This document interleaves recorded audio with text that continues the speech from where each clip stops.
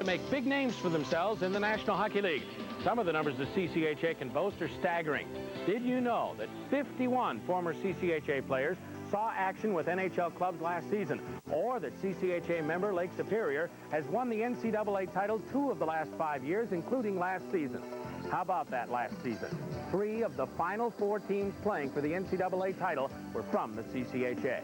And this season, the CCHA has added Kent State and one of the NCAA's most respected universities, Notre Dame, to its roster. That brings the total number of schools to 11, and PASS will once again carry a CCHA Game of the Week from now until March 21st, when a new CCHA champion will be crowned at Joe Louis Arena. Now get a taste of CCHA hockey right now as Bowling Green battles the defending NCAA champion Lake Superior Lakers. And in the meantime, reserve your seat.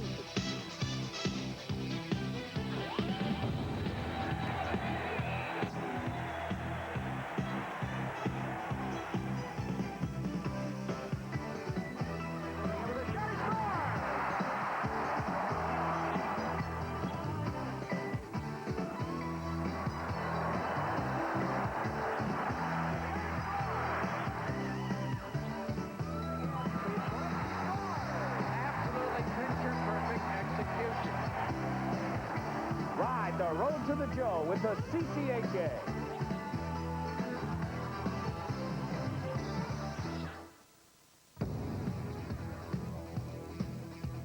From James Norris Ice Arena in Sault Ste. Marie, PASS Sports presents the CCHA Game of the Week. Tonight, last year's national champions, Lake Superior State University, take on the Bowling Green Falcons. A decade ago, Bill Selman was head coach of the Lakers. They were lean times. He said, the only thing that will save this team is graduation. That was a long time ago, and the team has been saved. Friday night, the second NCAA championship banner in 5 years was raised at Lake Superior State University. A season-opening victory over Bowling Green followed, and the Lakers are off and running in their bid for another title. Hi, everybody. This is Larry Osterman along with Chris McClure. We welcome you to a new CCHA season, and it's a league with a new look. It is a league with a new look. Aggressive expansion, the hallmark for the 92-93 campaign, with Kent University out of Ohio and Notre Dame joining the league as full-time partners in the championship chase from this weekend forward. Also, as an affiliate member, the University of Alaska Fairbanks, they'll play a limited number of league teams through the year as the schedule is worked out, and will be in the playoffs at the end of the season. So, when it gets down to the end and they start that real road to the Joe, there will be a dozen teams contesting for that honor. Yep, and they will try to unseat the Lake Superior State University Lakers as NCAA champions, as will a whole lot of other teams. Some things never change.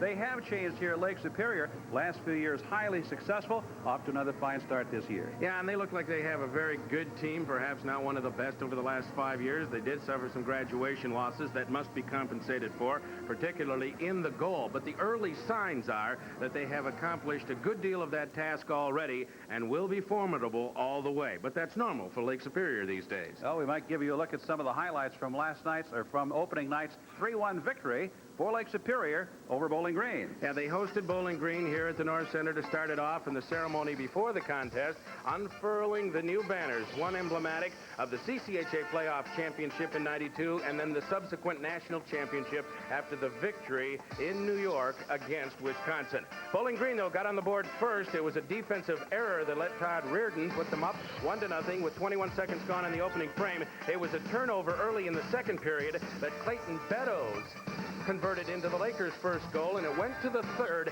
tied at 1. But the Lakers were on a major power play, a 5-minute man advantage, and Wayne Strawn was able to convert that, made it 2-1, and became the game winner. Will Clark was a big man in goal for Bowling Green. Here's some of his work. He stopped 41 of 44 shots, and certainly is a bright spot in the early going for Bowling Green. Of course, last year they finished last and had trouble in goal. Will Clark, a big, tall, strapping, stand-up guy, is going to help them as the season goes along. That was the worst season in Bowling Green hockey history. They try to rebound this year. Will Clark, big night on opening night here. They'll have to get some help from Brian Holzinger as well.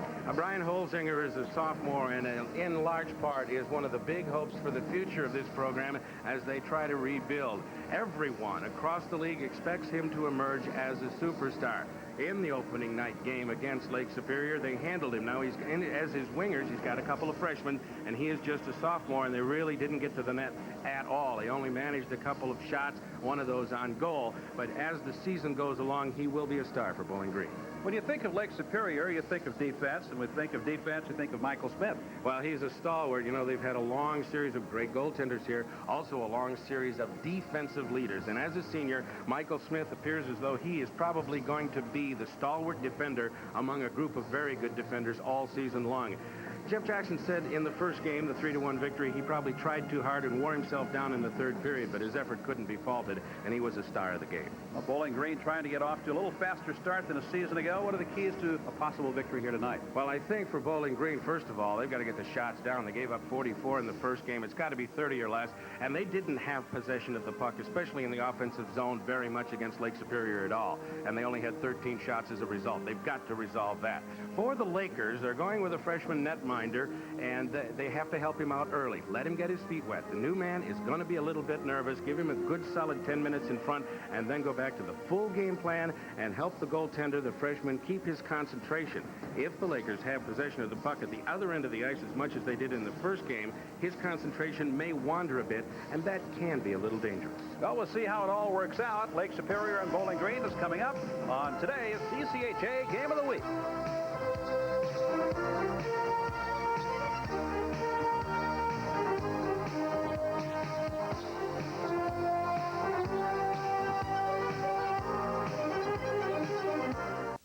The Mariner Motel, located in the heart of beautiful downtown Sault Ste. Marie, Michigan, is your home away from home, whether you're on business, vacationing, or taking in a Lake Superior State University sporting event. You stay in one of our 38 modern, clean, well-appointed rooms with queen-size beds, color cable TV, and direct dial phones. Also available are complete Lake Superior State hockey packages, including tickets. The Mariner Motel is within easy walking distance of shops, restaurants, entertainment spots, and the Soo Locks. It's the place to be when you're in Sault Ste. Marie. In Colorado, there's all kinds of ways to go down our mountains. Let's check them out.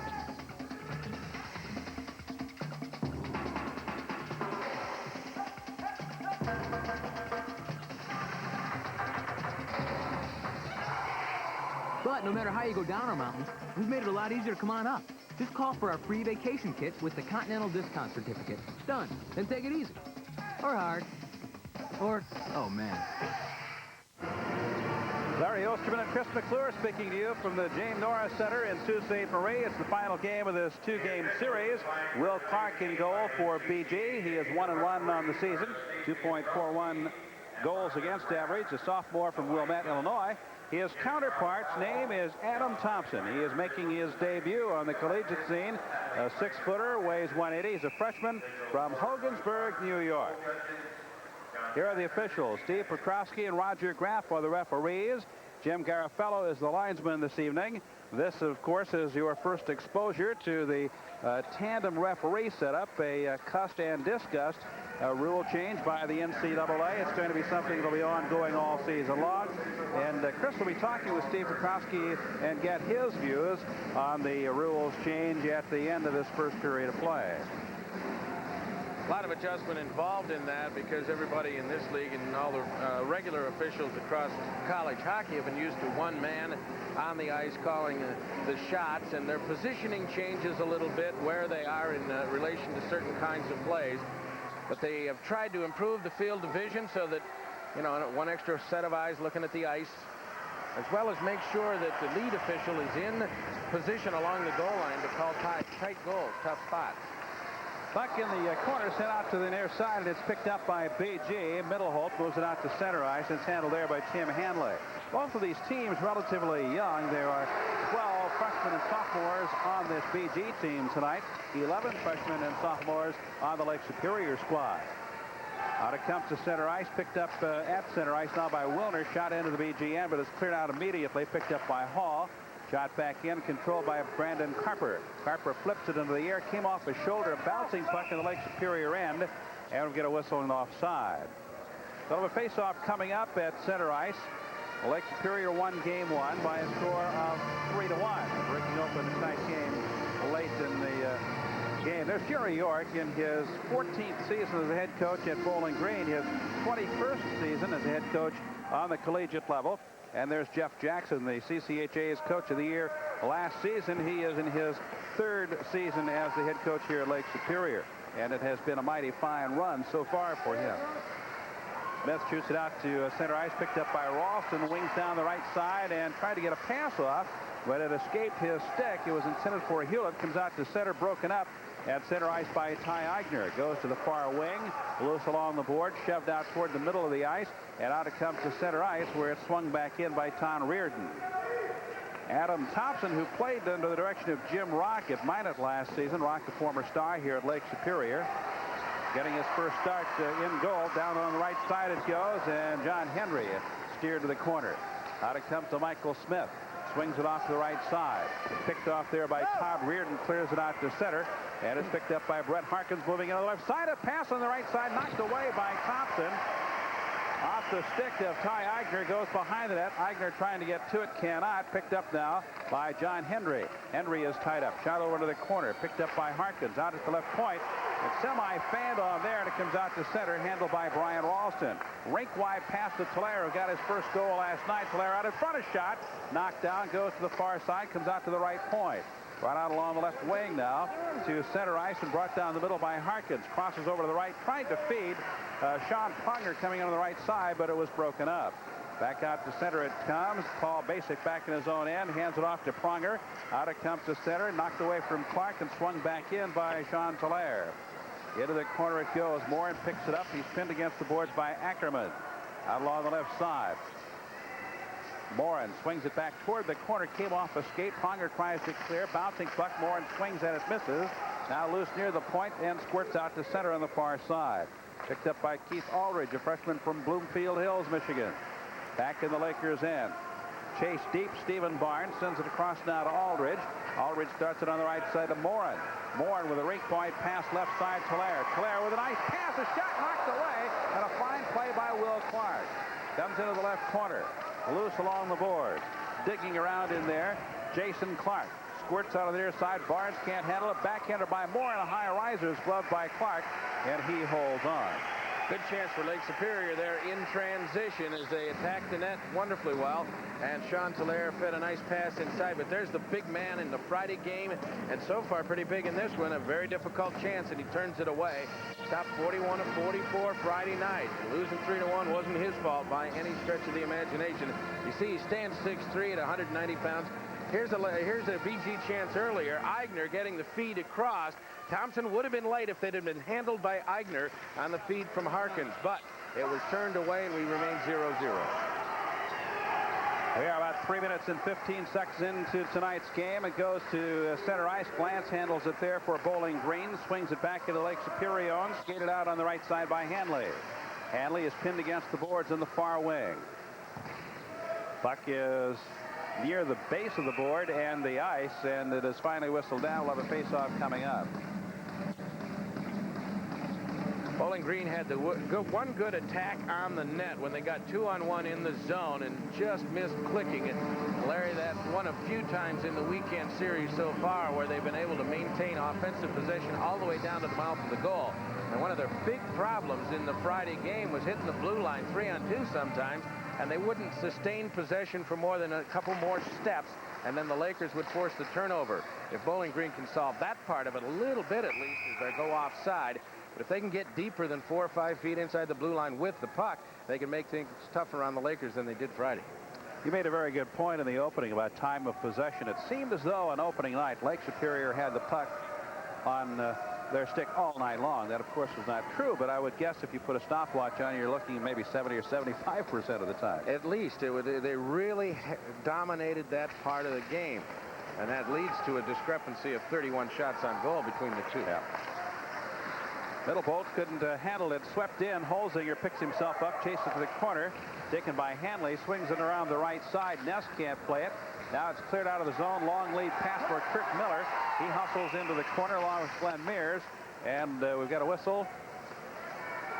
Icing is the call. That's it. So they'll bring it back the other way. But you saw that was a good example of what was going wrong with Bowling Green. Holzinger dumps it in the corner. It moves around the boards. And as they crash to the puck to forecheck, Bowling Green simply doesn't come up with it. It comes up out of the zone almost immediately. They dump and run quite a bit, and they're going to do it again in this game. But they've got to get to the puck, and they've got to get possession deep in the offensive end. See, the Falcons have been dominated by the Lakers recently, although the Falcons have the all-time series edge between these two teams. It's been a good series. We mentioned Kurt Miller, who was racing down the right side of the ice a moment ago, trying to get to that puck. He missed 2/3 of last season and was sidelined with knee surgery from December on, but it looks as though he didn't lose his stride. He is getting around pretty well. He is just a junior from Minnesota. Plays a big role in the future plans for this Lake Superior team.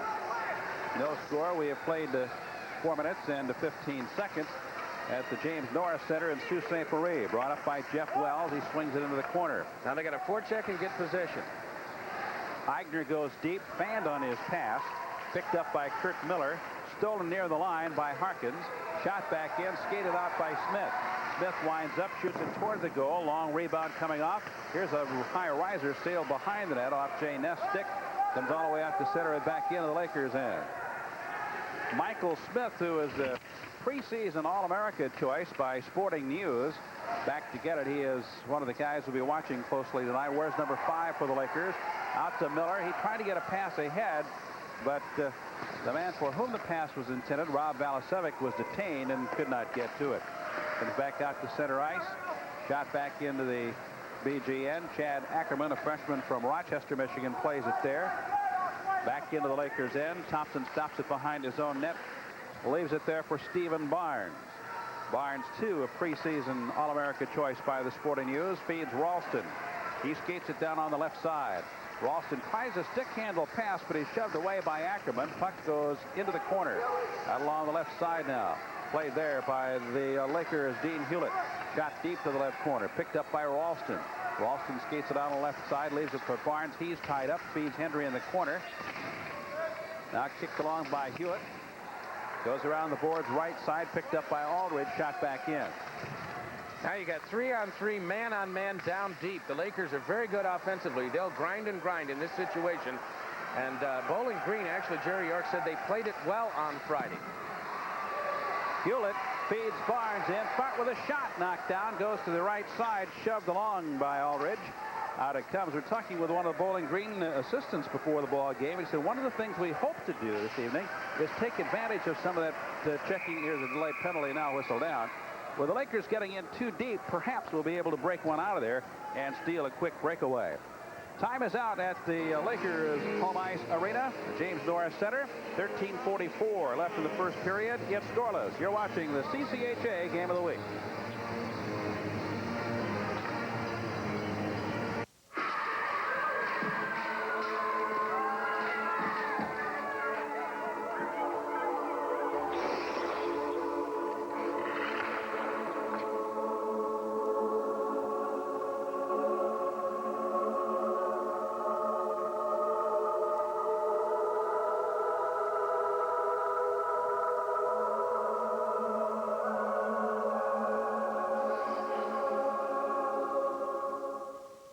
All roads lead to Weekly's RV of Owasso, where you'll find a full line of Airstream. The classic travel trailer, the best investment of a lifetime. The classic motorhome has impeccable engineering, handcrafted luxury, and convenience. Airstream's new generation starts with the Land Yacht, uniquely innovative and carries motorhome styling to new heights. The Legacy, heir to decades of design and engineering leadership. A van-sized motorhome and all-purpose RV for today's demanding lifestyle.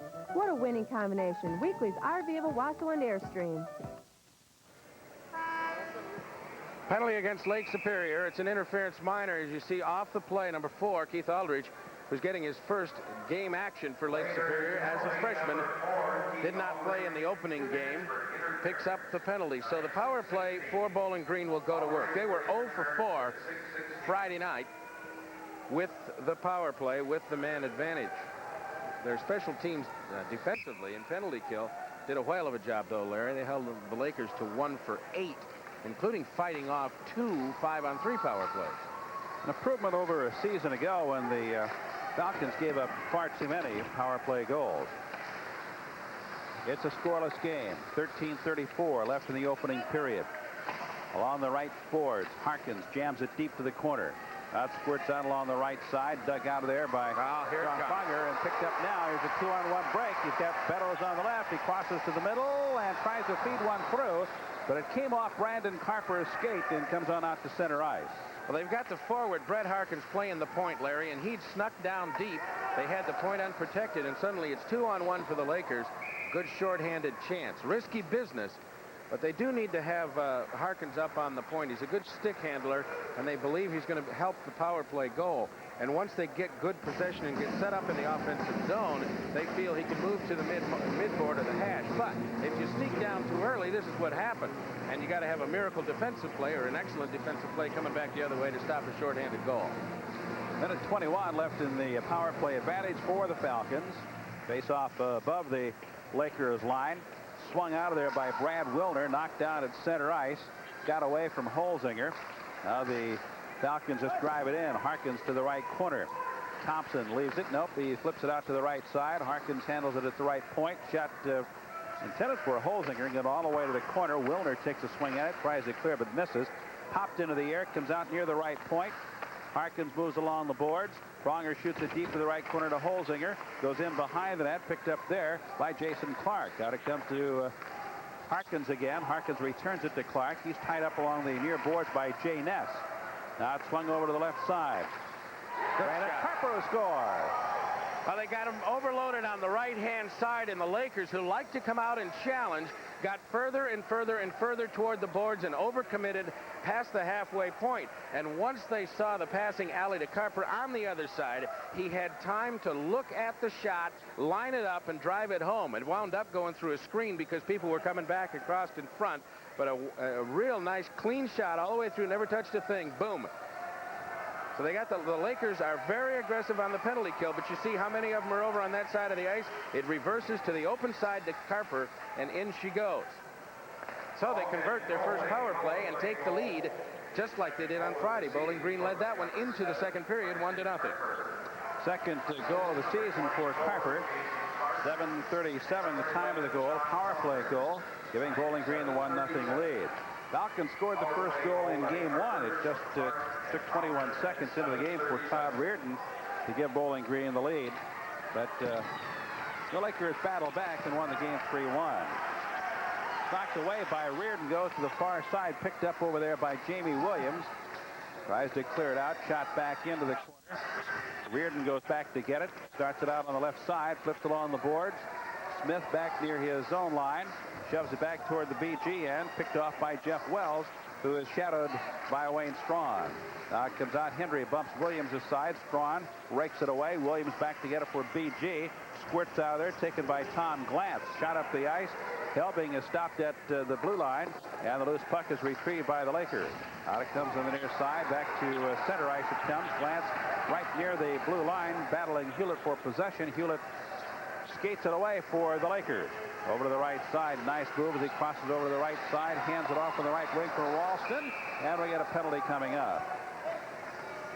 Going to be a hooking call, and the penalty coming with 10 minutes and 59 seconds remaining in the first period. So the power play of the Lakers will go to work. In the opening game, they were 1 for 8. Now that one came at the beginning of the third period during a major penalty against Bowling Green, and it turned out to be the winning score by Wayne Strawn. Take a look at it right in front. Boom. It's Holzinger. Brian Holzinger coming back on defense. Hauled the man down right in front of his netminder, Will Clark. So they answer with a penalty after going down 1-0, and the Lakers have a chance. Clayton Beddoes across. A shot by Tlair is knocked to the corner. Taken there by Strawn. Around the boards it goes to the right side to Beddoes. Into the right corner to Kurt Miller. Around it comes intended for Tulare. It's swung out, kept in by Ralston at the left point. Out in front with a shot knocked down by Clark. Goes to the corner. Ralston kept it in at the blue line. Ralston with a nice little stick move. Takes it into the right side with a shot loose. Knocks to the far corner. And it's picked up there by Brian Ralston. Behind the net it goes. Comes out to Tulare. Tulare to Beddoes in the middle. He swings it across to the right side to Strawn. To Ralston. Out it comes. Bad pass. And back to get it is Clayton Beddoes. Over to the right side on the open wing is Ralston with a shot. Knocked down by Clark. Loose puck. Still loose. And finally Clark smothers it. Well, he gave a little short rebound and lost track of it for a second, but was able to recover, and he stays up pretty well. He's got a big body, Larry, and he really uses it well to block the angles, not overcommitting himself, at least not in this series, in the early part of this season. This guy's dangerous, too, coming in on the left-hand side. That's Brian Ralston. Got a good shot. He's a sniper, very accurate shooter, and follows it right to the net, which any good player will do. He's the guy who found just a narrow seam in that NCAA final to put in the game winner for Lake Superior last year. Fine player. Puck loose along the far side, raked out of there by Harkins, skates it up, 2-on-2, winds up, shoots, knocked down, and immediately covered by Adam Thompson. Thompson getting his first start in his new collegiate career. He's from Hogansburg, New York. Big guy. They've got another fine freshman goaltender, Paul Sass, a freshman from Bethlehem, Michigan. Great competition in the position at Lake Superior. You know, they had great goaltenders for a long time, Hoppert and then Madeley, and the list goes back further than that, of course. And these three in camp here promise to be guys that fit the mold pretty well. I think Jeff Jackson's very pleased with the possibilities of future outstanding goaltending again here at Lake Superior. Of course, Locker returns. He played in game 1 and was the winner.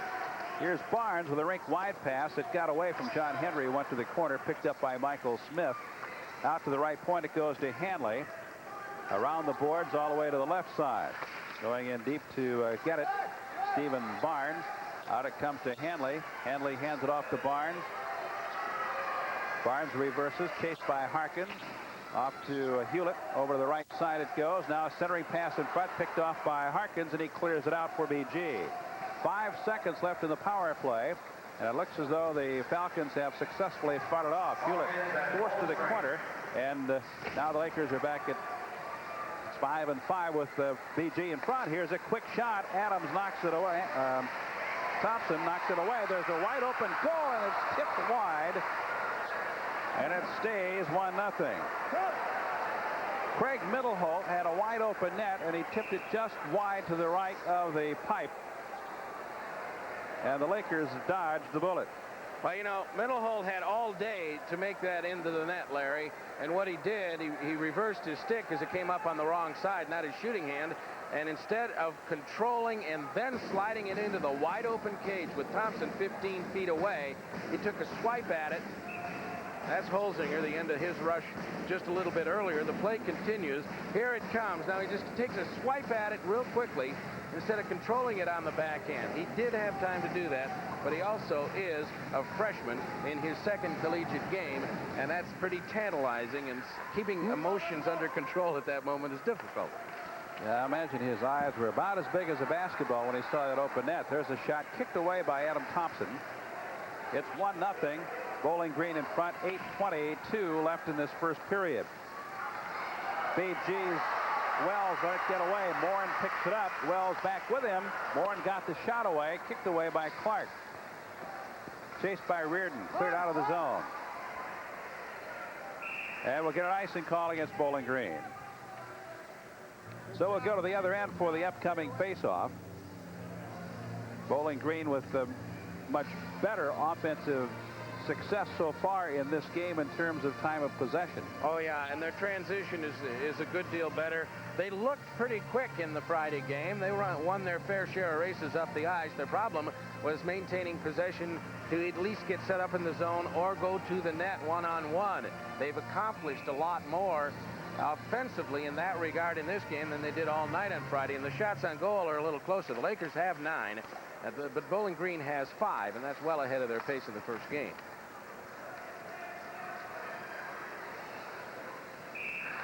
Get another icing call. 7:54 left in the opening period. Keith Aldridge, a promising freshman who did not play in the opening night game. Getting some ice time tonight. Hails from Bloomfield Hills, Michigan. There's Jeff Jackson, who was pretty pleased. For an opening game, he was very pleased after Friday. Barnes along the boards, tries to squeeze through. Clark slows him down and picks off the puck. Out it comes to Strawn near the left point, shot into the corner. Welch spun around, centering pass picked off and controlled by the Falcons, and it's cleared out of the zone.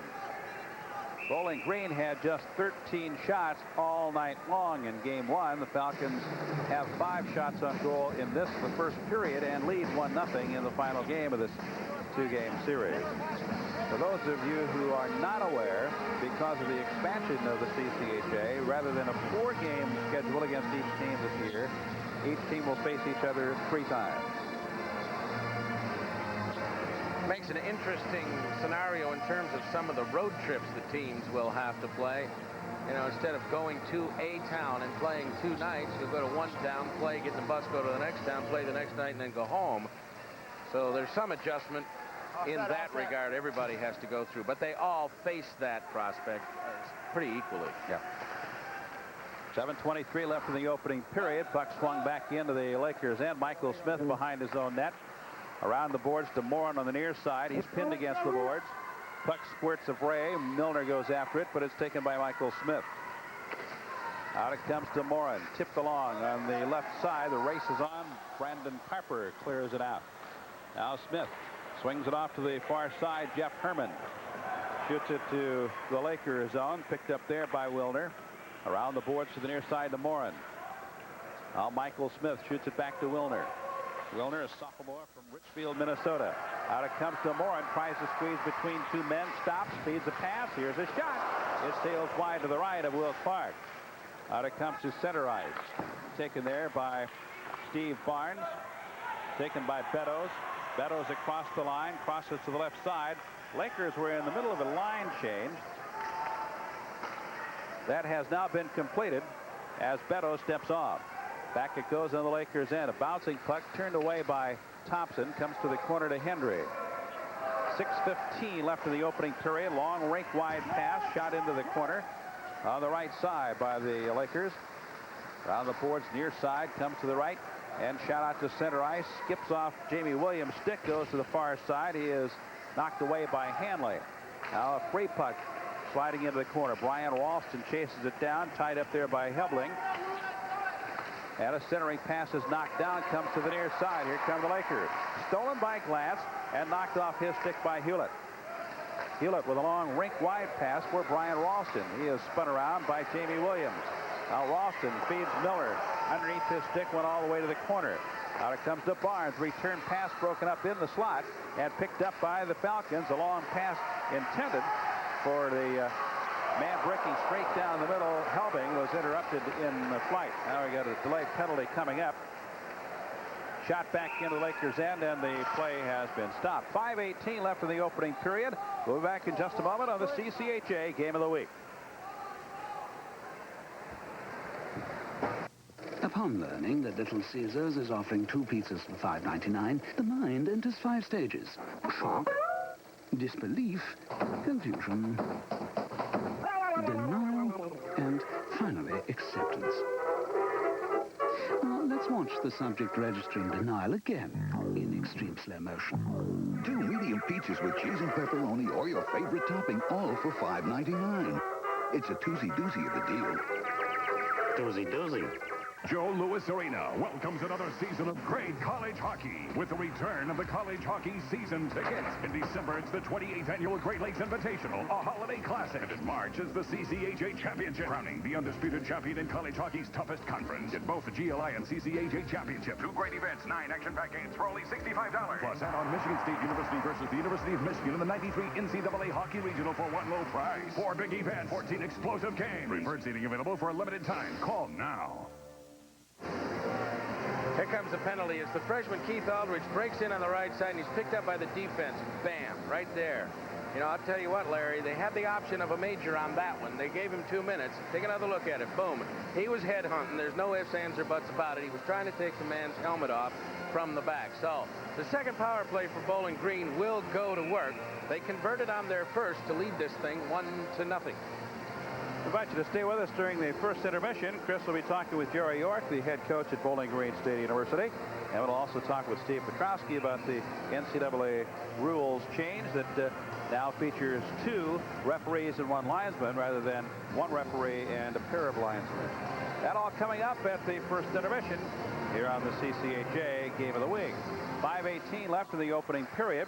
The Bowling Green Falcons on the power play. A spinning puck out in front of Adam Thompson. He finally reached out and hauled it back in. Good concentration by Thompson. The puck actually dropped out of one of his defensemen's, I guess his sweater or something. It hit him and dropped late, and no one knew where it was for a second. They win the draw back right off here, and here it comes. Where is it? There it is. And he keeps it right in front of him. He knew the pressure was coming from the outside. Tricky decision for Thompson to have to make in that situation, Larry, because if he doesn't handle it, there's 2 Bowling Green Falcons that are going to have a chance to score. Prager shoots it into the Lakers' end. Barnes tries to clear it out and does. 4:52 left in the opening period of play. Bowling Green in front of the Lakers, 1-0. A minute and a half left on the Falcons' power play. Here comes Bowling Green. Board pass for Brett Harkins. Taps it in. Smith clears it out immediately.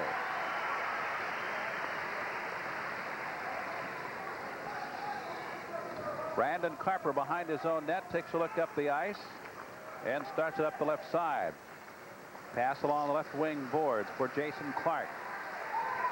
Brandon Carper goes back to his own end to pick it up. 1 minute left in the power play. The shots very even. It's a little more manageable from Bowling Green's standpoint, that's for sure. Falcons have converted the only goal of the night, 1-0, with 4 minutes, 8 seconds left in the first period and 50 seconds left in the power play. Take another look at Brian Holzinger, who just has wheels. He can fly. He takes it down deep. He's being forced wide, so he tries to play the angle and beat him short side. You see Thompson was still coming over, but didn't have the post sealed up, but he was there in time. So we'll record another save. Shots now 10-9. Well, the Falcons have won a couple of faceoffs in the offensive end when they needed them. This time not. Buck goes to the corner, frozen along the boards. They're jamming away. Finally pops out of there. Ralston reaches back, tries to clear it out, but kept in by Jeff Wells. Now skids behind the Lakers goal, flipped against the boards by Thompson. Comes out the right point, but knocked away from Aldridge by Hendry. Back to get it now is Jeff Wells. Wells hustling up on the left side for BG. Crosses the line to the left, a little change of pace, tries to get through. His centering pass came off a skate, but it skidded to the corner. Hanley handles it there for the Lakers. Knocked away from him. Picked up by Herman. Herman tied up against the board. Herman is hit from behind. Down he goes. Picked up now by Jason Helbing. These are young guys on the ice right now. Here's Reardon, who is not. His hard shot knocked down. And we'll get whistle, and someone was in the crease, and they'll bring the face-off out to center ice. Outside. Stay out, 2-7. All right? Okay. 2-7, that's Jason Helbing. They're just saying stay out. He knows. He went right behind the netminder, who was still sitting in the crease there. Everybody crashing the net, looking for a tip on the drive from the right point. And again, Larry, I point out something they didn't accomplish in the opening game. They didn't change their lines of their personnel. They danced with who brung them both nights in terms of the personnel on the ice for Bowling Green, but they're executing a good deal better than they did Friday night. Smith starts it on the right side. Power play time has expired. Both teams at full strength. 2-on-1. Here's a nice pass, but it's tipped wide by Mike Moran. Goes to the corner. Picked up and controlled by Telaire. Telaire brings it out in front. Knocked away from him by Chad Ackerman. He clears it out. To go the other way. Smith breaks up the rink wide. Pass picked up in the slot. There's a shot, and it's knocked away by Adam Thompson. Goes to the side of the net. Brian Holzinger is hauled down, and we got a penalty coming up. Holzinger is getting up very slowly. Get out. Let's go. Michael Smith's going to go off on the trip. an error of commission. He was battling for the puck. His stick wound up tangled in the skate, and down went the man. 5 wide hooking.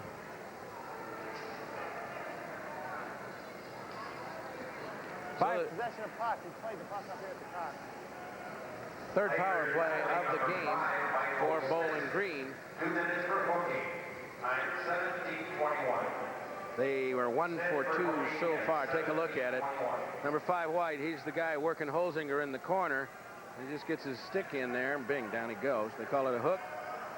I guess he got the stick up around the knee. A year ago, Lake Superior had the 3rd best penalty killing unit in the nation, but they lost the 3 guys off that unit, Boucher, Constantin, and Astley. So it's sort of a rebuild in that particular area for Lake Superior. They have given up a power play goal here this evening. 2:24 left in this first period. Bowling Green in front, 1-0. Holzinger let it get away from him, had to go chase it down. Hands it off to Clark, comes out to the left point, return pass to Clark, off to Harkins near the line. He shoves it across the left side to Harper. Back to Clark, and Harper gets it back. Here's Harkins, and a shot by Pronger deflected into the net. That protects the spectators. One of the face-off coming up. Lake Superior not going as aggressively to the mid-board. They're letting them stick handle the perimeter a little bit more. So Bowling Green isn't able to set it up, and they haven't done that much in this series so far, get established in their power play in the zone. The next step for them, with Harkins on that right point, is then to swing him down to the mid-hash and let Carper feed him for that shooting angle, because he can really fire it from there, a la what they used to do with Nelson Emerson, with Scott Pollock feeding him on the mid-board, on the hash. A minute 14 left in the power play. Here's Strom. His shot knocked down by Clark. Brandon Carper goes after it, but it's knocked away by Beddoes. Now the loose puck is coming out to the right side, where it's handled by Brian Holzinger, who is roaring down the right wing. Holzinger with a shot, and he broke the stick of Mike Bacchus, who got it out there to make the stop, and has cut the stick half in 2. Well, he's got a blistering shot from that spot on the ice. That shot just inside the top of the circle, the low drive, he beat Michigan twice with last year on successive nights. So you might as well get something in the way, even though if it's your body, it'll hurt us. If your stick, it might break. Better to be the stick, I guess. 30 seconds left in the power play. A minute 6 left in this first period. Bowling Green in front, 1-0. Cleared out of the zone by John Hendry. Back in the Bowling Green end, picked up by Todd Reardon, moves it across to Wells. Nice move, gets past Hendry. Wells with a shot, deflected high against the glass behind the net. Goes to the far corner. Chased over there by Helbing. Back it goes to the left corner. Out to the left point it goes. Shot by Reardon is deflected to the corner. Lakers back at full strength for the final 34 seconds of the period. Bouncing puck in front, knocked down by Thompson, and he falls on it and just saved the puck.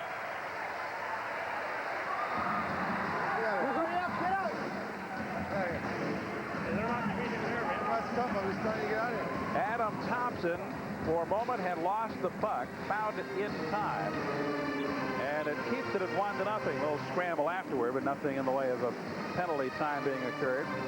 Let's another look at it. Coming in on the right side, you see it's a bouncing puck now. Nobody with any full possession. Whacked at by Mike Lindsay, and then it was covered up by Adam Thompson. Take a look from our sky cam here this evening. You might get a little better look and see what Thompson is faced with as the puck just bounces around in front of him. Hit the post, apparently. Yes, it did. And he reached back and covered it. No big damage. But a close call. It's still 1-0. 30 seconds left in this first period.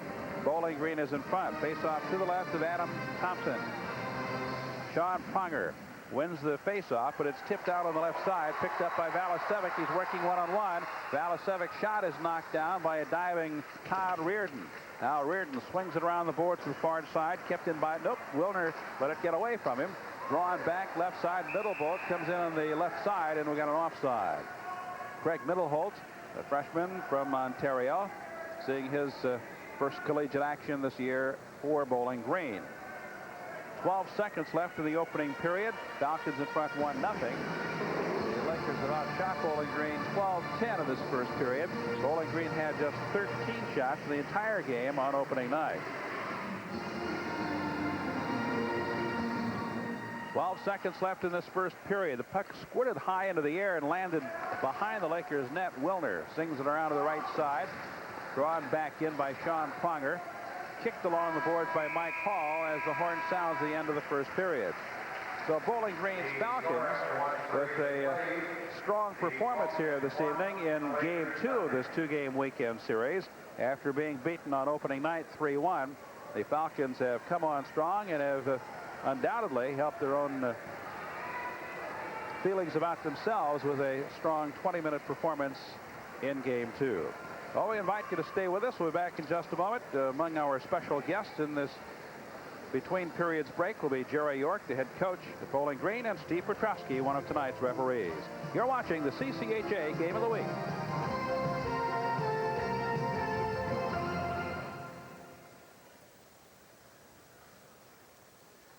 The Mariner Motel, located in the heart of beautiful downtown Sault Ste. Marie, Michigan, is your home away from home, whether you're on business, vacationing, or taking in a Lake Superior State University sporting event. You stay in one of our 38 modern, clean, well-appointed rooms with queen-size beds, color cable TV, and direct dial phones. Also available are complete Lake Superior State hockey packages, including tickets. The Mariner Motel is within easy walking distance of shops, restaurants, entertainment spots, and the Soo Locks. It's the place to be when you're in Sault Ste. Marie. Northwest, #1 in on-time performance, luggage handling, fewest customer complaints. Hey, if they wanted to be on time, they should have flown Northwest. Call Northwest Airlines. Some people just know how to fly.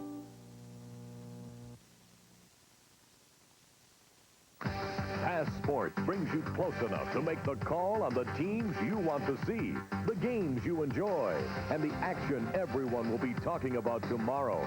So make the call now and score big savings on Pass installation. A full season of your favorite professional and collegiate sports has already begun. So what are you waiting for? This fall, you make the call. Pass Sports. Just watch us. The Wings 91-92 season. The totals tell the tale of one of the most successful seasons in club history. A taste of title contention, adding the Norris Division Championship banner to rafters of the Joe. But now it's time to fine-tune, to introduce new elements and turn up the heat on the NHL. This season, the Red Wings intend to contend for the Cup. It's a grudge match as the Red Wings and Blackhawks battle. Sunday night, the game is on Pass. One period is finished between Bowling Green and Lake Superior at the Norris Center in Sault Ste. Marie, Michigan. And Bowling Green, for the second game in a row, leads by a 1-0 count. Joining us, our special guest, the head coach of the Bowling Green Falcons, Jerry York. And Jerry, it was 1-0 on Friday. It's 1-0 in this one, but I think you got there differently and more efficiently. Well, there's no question. But I think last night there were a lot of positives. Even though we lost the game, we defended 5-on-3s twice and came out of that very strongly. Tonight we had more zip offensively, and I thought our power play last time we could never get set up against their pressure, and we were much more, let's forget about positions, get the puck and get settled, and then go into our offense. But it was, and the power play and the score, it was a good read because you were overloaded one side. They finally came up. They find the open guy, and Brandon's got all day really to line up that shot. A good shot, but a good play to get it to him. Right, and a great finisher. I think Brandon's going to be one of the real top defensemen in our league this year, and just a great shot from the left side. We thought time of possession was just ridiculous in Lake Superior's favor on Friday, and that hurts you badly. It's more equal here, thus the shots are more equal, and the game is more balanced.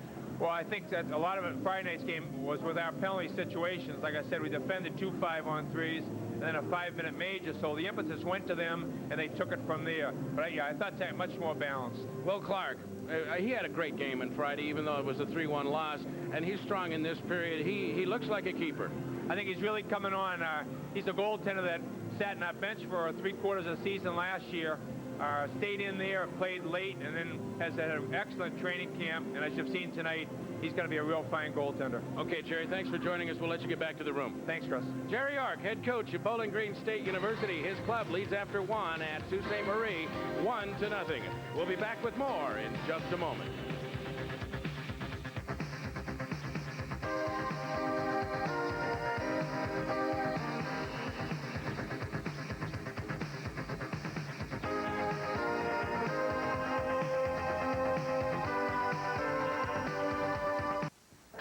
Welcome to Sports Fans Appreciation Weekend here on Pass. I'm announcer Chris McClure. You know, this season, Pass brings you close enough to make the call during your favorite sporting events. And by making the call to order Pass today, you're guaranteed Michigan and Northwest Ohio's most complete lineup of Red Wings and Pistons coverage. That's because Pass brings you more than any other network. And if that's not enough, how about 22 CCHA games, as well as college football and basketball and high school state championship girls basketball matchups that begin in December. And those are just some of the events that you'll see. Now, as color commentator for CCHA telecasts here on Pass, I'll be part of your entertainment plans for 22 games this year. It should be an exciting season as Lake Superior looks to become the first university to successfully defend its NCAA title in 20 years. Now, the CCHA is quickly becoming college hockey's most respected conference, and the association the league has developed with Pass is a big part of that. Did you know that each Pass CCHA telecast is syndicated across the nation and reaches more than 26 million homes? We hear stories of people in Alberta, Canada, gathering in pubs to watch those telecasts, and I'm proud to be part of them. In a few moments, we'll go back to the Sioux for more action between the Lakers and Bowling Green Falcons. But before we do, take the time to call 1-800-YES-CABLE and sign yourself up for Michigan and Northwest Ohio's most extensive sports coverage. And by doing so this weekend, you'll also take advantage of special Pass installation offers. But now, back to the Sioux for more CCHA action.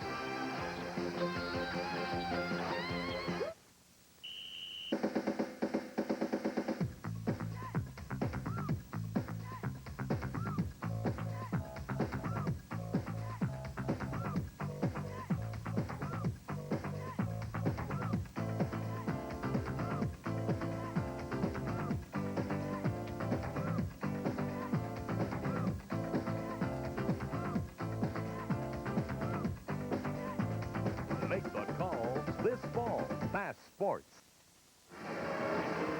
1-0 is the score. Bowling Green leads Lake Superior after 20 minutes of play at the Norris Center in Sault Ste. Marie, Michigan. Now, the NCAA has made the rules change, and it has been a much-discussed rules change. And Chris McClure is going to chat with Steve Petrosky, one of the referees, who isn't deeply involved in this rules change, and see what he has to say about it. Chris? Larry, of course, this year in the off-season, there were several changes in the NCAA rule book that will have varying impacts on the game of college hockey. One of the most important was the institution of a two-man, one-linesman refereeing system. There are a lot of opinions about this, and we thought we'd go to one of the people that has to make it work on the ice, veteran CCHA official Steve Petrosky. And Steve, of course, it is a big change. People have talked about it for a good long time, but from a referee's standpoint, what do you think about it? Well, Chris, I really have mixed opinions about it. As a player, when I played, the system was in place, and as a linesman the first few years that I was in the CCHA, I worked the system. Now as a referee, again, I have mixed opinions. I think it's going to make it more difficult for us as referees because not only are we going to be responsible for the penalties, but we're also going to have to be responsible for the icings and offsides. So it brings a whole new dimension to our responsibilities. One of the reasons for it, I think, is to give a better field of vision for those that can call penalties with two referees on the ice. But that means you have to maintain separation, and logistically, it's an adjustment for all of you fellows. It's early in the year, but has that been a problem yet, learning your position? Well, it's been a problem, I want to say, from getting a comfort zone with it. But as far as positioning, working with a partner, I think it's something that with games and working more games, it'll cure, hopefully. You think it's a good idea for refereeing teams to work together just for that reason? I think that would probably be a perfect example. I know Commissioner Began indicated an example of in pro baseball where the umpires work as a crew, and I think that's going to have some significant impact on assisting us as officials in working together and bettering the system as the year goes on. You guys all know each other. You're friends, certainly, and you know, in a social sense and all that sort of thing. I think you mostly get along as a refereeing group, but you've not worked together. Some have suggested that there might be a pecking order evolve. One guy takes over the pair, and the other guy is sort of subservient. Is that a danger in your mind, and how do you deal with it with guys, your colleagues? I think it's a legitimate concern for all of us as officials. I think you have possibly the two negative scenarios that could take place here. One being that it's a new official coming in, wanting to make himself a name and maybe overcalling the game in essence. And the second would be someone who is intimidated by a veteran official and doesn't want to call a penalty and if it happens in front of him or during the course of the game on a regular basis, because it may have an impact on him working with this official again for the future. Well, thanks for joining us, and really, since it's there, let's hope it works out. Super, thank you. Steve Petrowski, veteran CCHA official. Larry?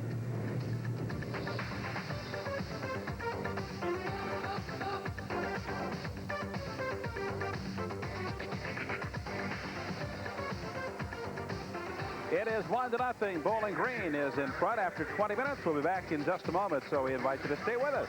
You're watching the CCHA Game of the Week.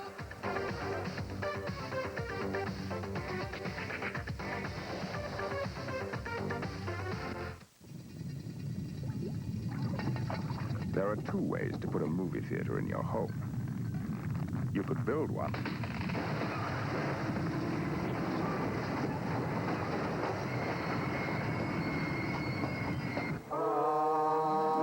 Or you could simply buy the giant 35-inch RCA home theater with SRS sound. It's the easiest way to get a movie theater in your home. November's got all the right stuff on Pass Sports. The Red Wings' super talented squad keeps stuffing the puck past the NHL's best. Our lineup is stuffed with college football, too. 14 great games featuring national powerhouse teams, plus the Mid-American Conference and the Eye on the Mat. Check into the action on the CCHA Game of the Week. Then stuff it with the Pistons in 5 live games. And in December, look for Michigan High School Girls Basketball Championships. November is stuffed with your favorite sports on Pass Sports. Call to subscribe today.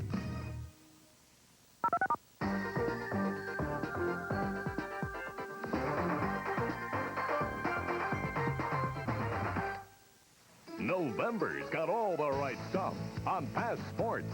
The Red Wings' super talented squad keeps stuffing the puck past the NHL's best. Look for 7 live games on Pass in November, including key divisional matchups with the Blackhawks and St. Louis Blues, plus tough contests with the Kings and Capitals. Our lineup is stuffed with college football, too. 14 great games featuring national powerhouse teams, including Notre Dame, Miami, Florida State, and Texas A&M. Plus live matchups from the Mid-American Conference, showcasing the league's top teams battling to be Las Vegas Bowl-bound. These guys get their stuffing knocked out on the CCHA Game of the Week.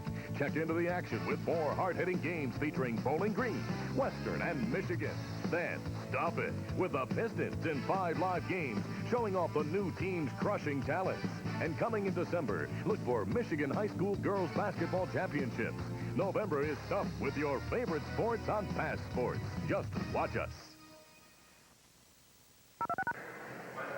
Welcome back to the Norris Arena in Sault Ste. Marie, 1-0. Bowling Green over Lake Superior after 20 minutes of play. Came on the power play for the Falcons as Brandon Carper, the sophomore defenseman, came up with a big shot from about 55 feet away, maybe 50. They find the open side. He had time to fully control the puck and drive it home cleanly through a bit of a screen. He beats Thompson for his first of the year. There you see the overload. They caught Lake Superior overcommitted to one side, which allows the open pass and the time to line up the shot. From then on, it's the shooter against the goaltender, and Carper wins this battle. The Lakers had their chances, 11 shots in the period. Late in the period, Mike Morin made a bid to tie it up as he moved in on Will Clark. There you see the feed out in front, but Clark kicks it away as he's on his way down. Bowling Green made a bid at the end of the period by Mark Lindsay to extend their lead to 2-0. Live puck out in front, but Thompson comes back. It beat him,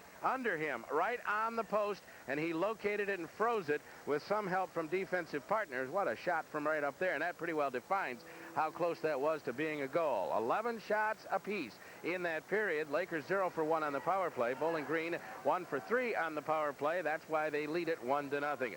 But Larry, we're looking at the shot chart, which shows which player and from where the shooting came from. And Brian Holzinger from Bowling Green, who had exactly 1 shot in the Friday game, has 3 shots from grade A area right out in front of Thompson. Now, he's been stopped all 3 times by Thompson, but he's been flying. His wheels are definitely in place for this one, and as he hits center ice at full stride, it becomes very, very dangerous, and he could still hurt the Lakers before this thing is done.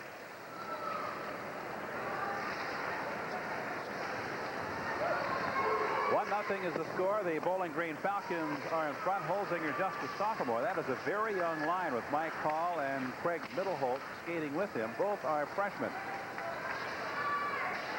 Buck comes out to center ice. It is chased by Brandon Carper, who has the game's only goal. Wings it around to the near side. Mike Hall there waiting for it.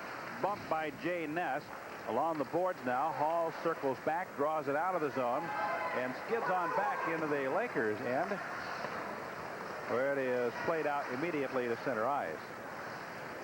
The puck spinning down on the left side, chased by Jay Ness, squeezes through on the left side, but he is slowed up now by Glenn Mears around the boards to the right side, picked up by Michael Smith. Smith in the right corner, tries to get it out to Valasevic. It's intercepted, brought up the ice by Mike Hall. Hall across the line on the right side, swings one toward the goal, knocked down by Thompson. Loose puck goes to the corner, then behind the net. It's played there by Kurt Miller. Going around to the left side, it's Miller off to Michael Smith. Up on the left side, it's stolen away by Jeff Herman at the line. And now played by Jay Ness of the Lakers. It just cleared out of the zone, and we get an icing call. 18:43 left in the middle period. Bowling Green in front 1-0.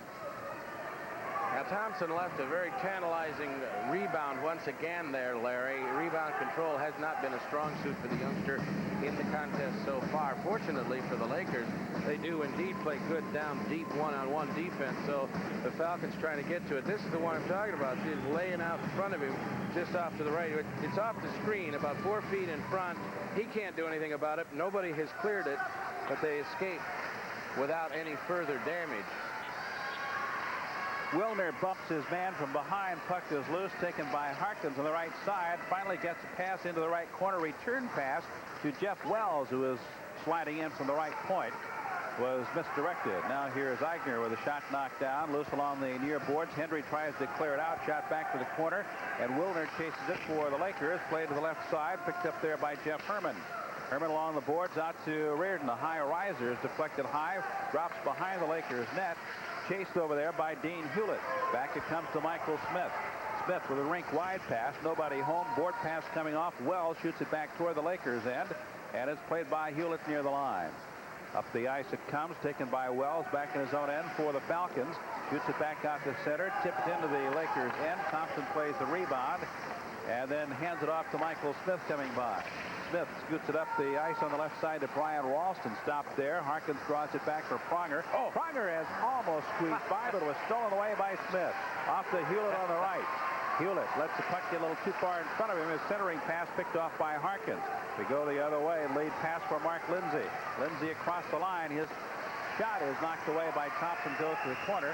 Picked up there by Sean Pronger. Now flipped to the far wing. Taken by Mike Morin out to the right point. Stopped there by Chad Ackerman, who shot it to the corner.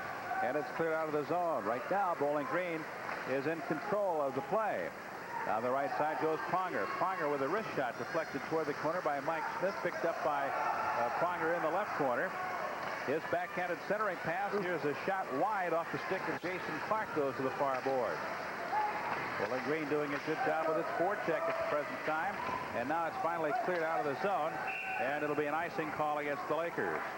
Good pressure. It's not frantic pressure, and it's not high-speed, up-tempo pressure. It's just steady pressure. Good positional play by Bowling Green. And they're getting that offensive zone possession that was missing in the first game and putting a few shots, at least, on Thompson.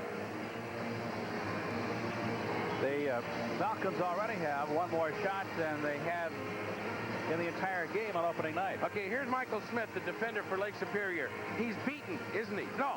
Quick hands, quick stick. He's known as one of the best poke checkers in the game. And in that case, it saved his bacon because going around him, Sean Pronger had him beat, and he just reached back and took the puck away. Clayton Meadows roaring down the right side, feed all the way through, got underneath Kurt Miller's stick as he came in on the left wing. Falcons bring it back. At center ice, taken by Carper. Shot into the Lakers' end. Thompson stopped it behind the net. In the corner, Clayton Meadows tied up. 4 men jamming away. Out it comes to the left point. A shot by Clapper is knocked down. Loose puck. Centering pass was a little bit behind its intended receiver, Tom Glantz, who is sliding in from the left side. Now it comes out to glass again, but it's raked away to the side by Stephen Barnes. Along the left boards, Carper winds up, drills one. Loose puck knocked down by Thompson, skids behind the net, and falls on top of the net. We'll have a face-off coming up. Take it out, bro. Again, relentless pressure. You got the cycle going down there. Bowling Green 3-on-3, 1-on-1. Lakers play that kind of defense pretty well, and they did protect the slot reasonably well in the sequence.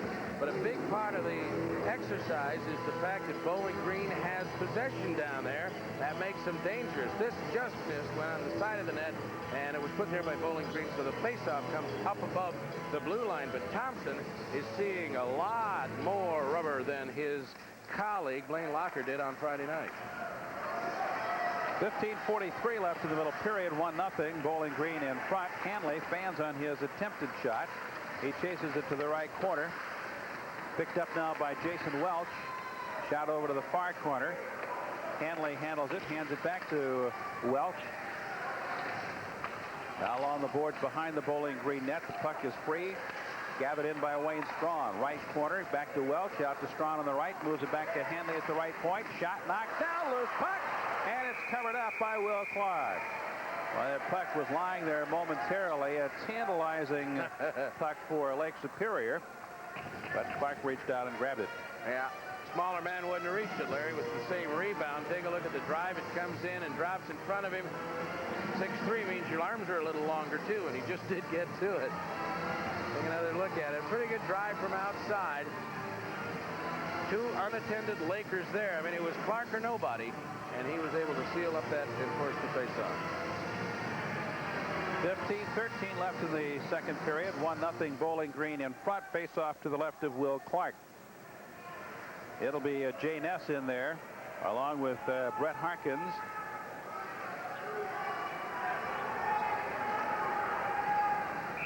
There's a new rule concerning skaters coming into the circle at a face-off point, which has not been violated this evening. We'll have to explain it to you in a moment. If we got a moment. Yeah, well, they just chased Harkins out, so that's the first violation against Bowling Green. If there's another one, there'll be a minor penalty. They get it away cleanly. Got save. Knocked to the corner, picked up by Miller. Covers along the far side, pops into the air and falls behind the net. A rolling puck knocked against the boards by Chad Ackerman. Comes out on the right side. Ackerman plays it in the corner. Long rink-wide pass to the right side. Ty Eigner. Eigner flips it to the corner. In the Lakers' end. Michael Smith gathers it in. Throws it against the glass. Goes to the far wing. Hands it off now to Kurt Miller. Miller with a board pass intended for Valasevic, but never reached him. And Michael Smith has it in his own end.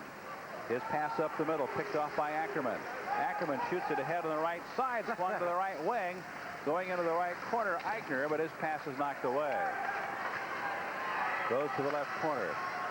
Wilner swings it back to the right corner. Now started out to Miller on the right side, flips it into the air, bounds at center ice. Valasevic can't get to it. It's picked off by Brett Harkins. Back at center ice now, brought up the ice by Kurt Miller. And his pass over to Valasevic goes to the corner. Return pass now is picked off. Valasevic winds up, centering pass out in front. Miller has it knocked away, and it's covered up by Will Clark. 14-1 left in the second period. You're watching the CCHA Game of the Week.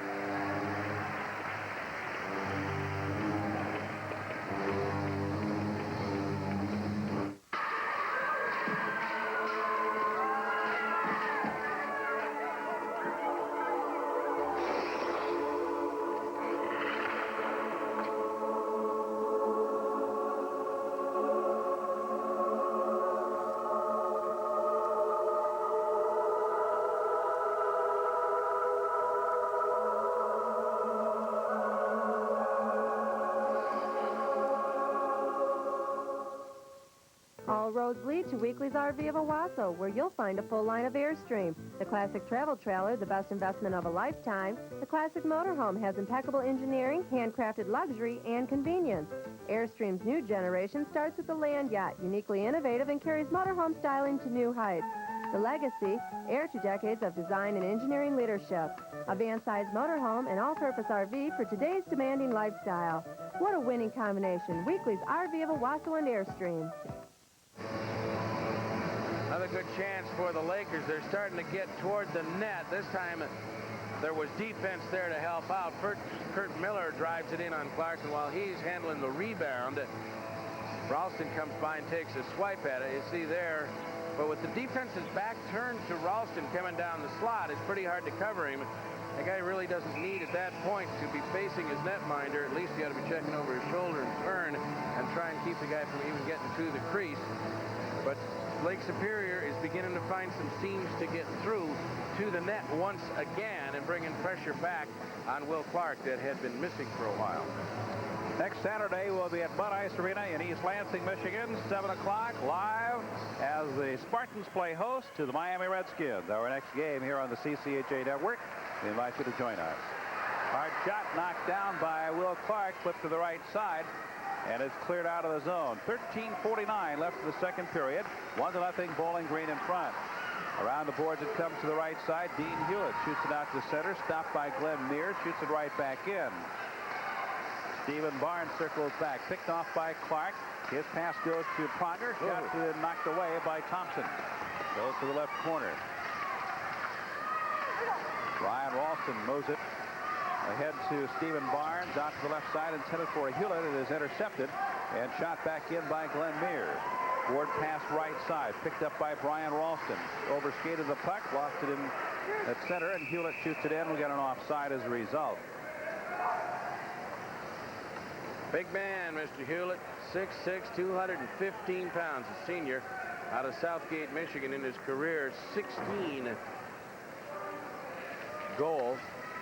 You know, they lost a fair bit of strength in terms of, you know, powerful players like Constantin, Vince Boucher in particular from that national title team. But it's guys like Hewlett who make up for the losses in that they do retain a fair bit of strength. You won't easily overpower the Lakers this year either.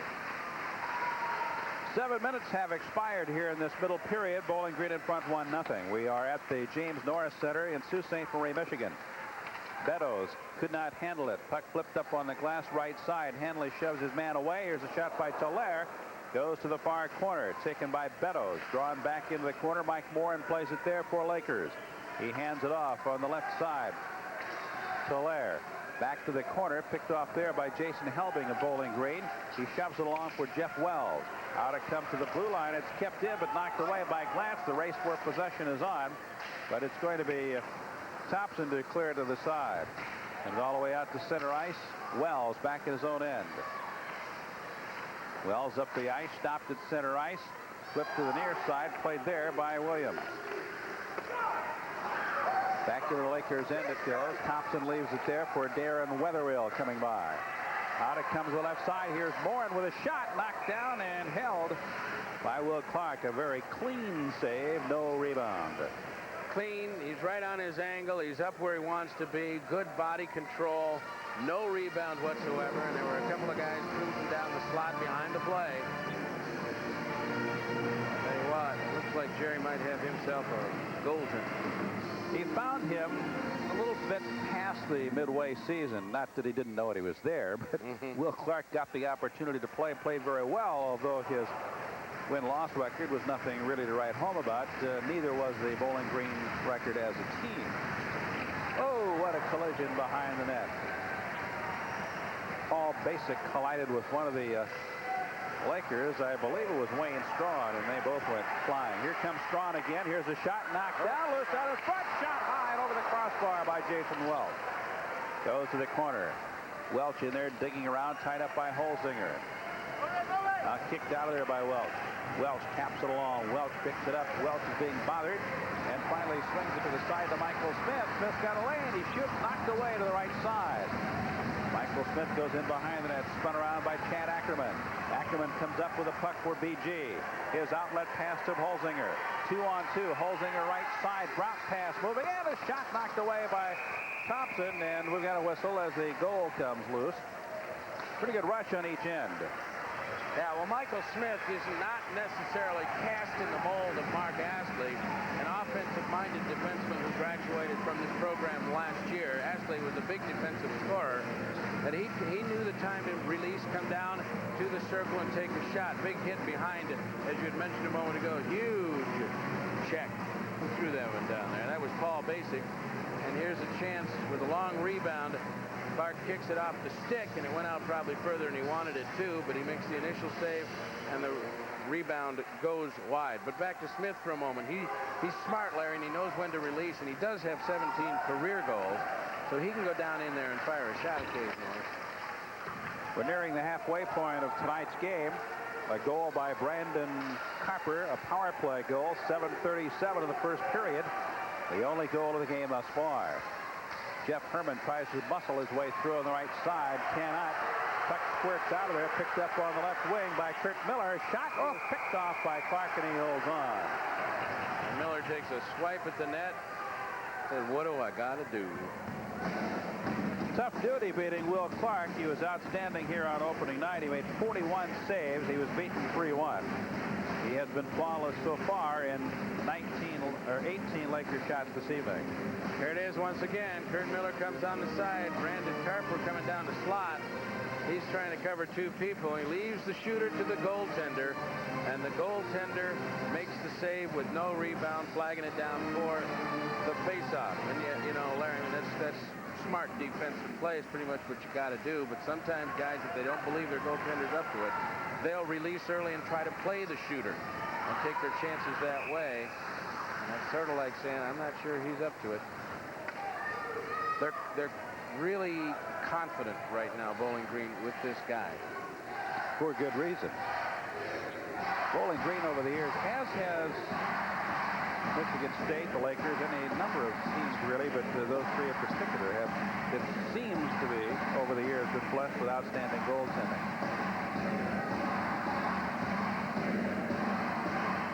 10:23 left in the second period. Wells flips it to the far side. John Henry has it knocked away from him. Fonger tries to get it out of there. Picked off at the line by Jason Clark, and it's cleared to the right side. Fonger couldn't get his pass away. It was upended on a nice hip check by Darren Wetherill. Back it comes up the ice. Jason Clark can't play it. Over to the left it comes. Jeff Wells skates it in. Wells with a wrist shot knocked down by Thompson. He dives forward and covers it up.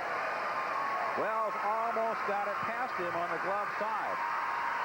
And then Thompson had to dive head first to make the play. Yeah, Thompson wasn't really in control of the play at all, as evidenced by the rebound. It's on the glove side. Wells just turns up, comes out of the feet, off the stick right there.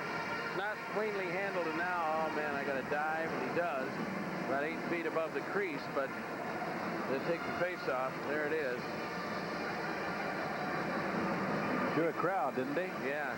Well, he picked it up late because it was coming out of the stick of the defender about 25 feet away, and it hit the heel of his glove by the look of it. 9:53 left in the second period. Bowling Green leads Lake Superior 1-0. Lake Superior won game 1, 3-1. In the corner, Jamie Williams. Now swung around to the far side for Clayton Beddoes. He reverses, goes deep into the corner, now starts it up the middle. Pass over the right side, tipped along by Hilaire. Hilaire races to the right corner. Picks it up off the board. He's knocked down by Paul Basic. They both go skidding into the corner. Basic kicks it out of there over the right side to Jason Helbing. Helbing's pass intended for Tom Glantz, picked off by Hilaire. Here's a shot, knocked away by Clark. Goes to the right corner, taken by Mike Morin. Morin takes a look, wrist shot knocked down, and is covered up by Will Clark. 9:12 left in this second period. 1-0 of the score. Bowling Green in front. You're watching the CCHA Network.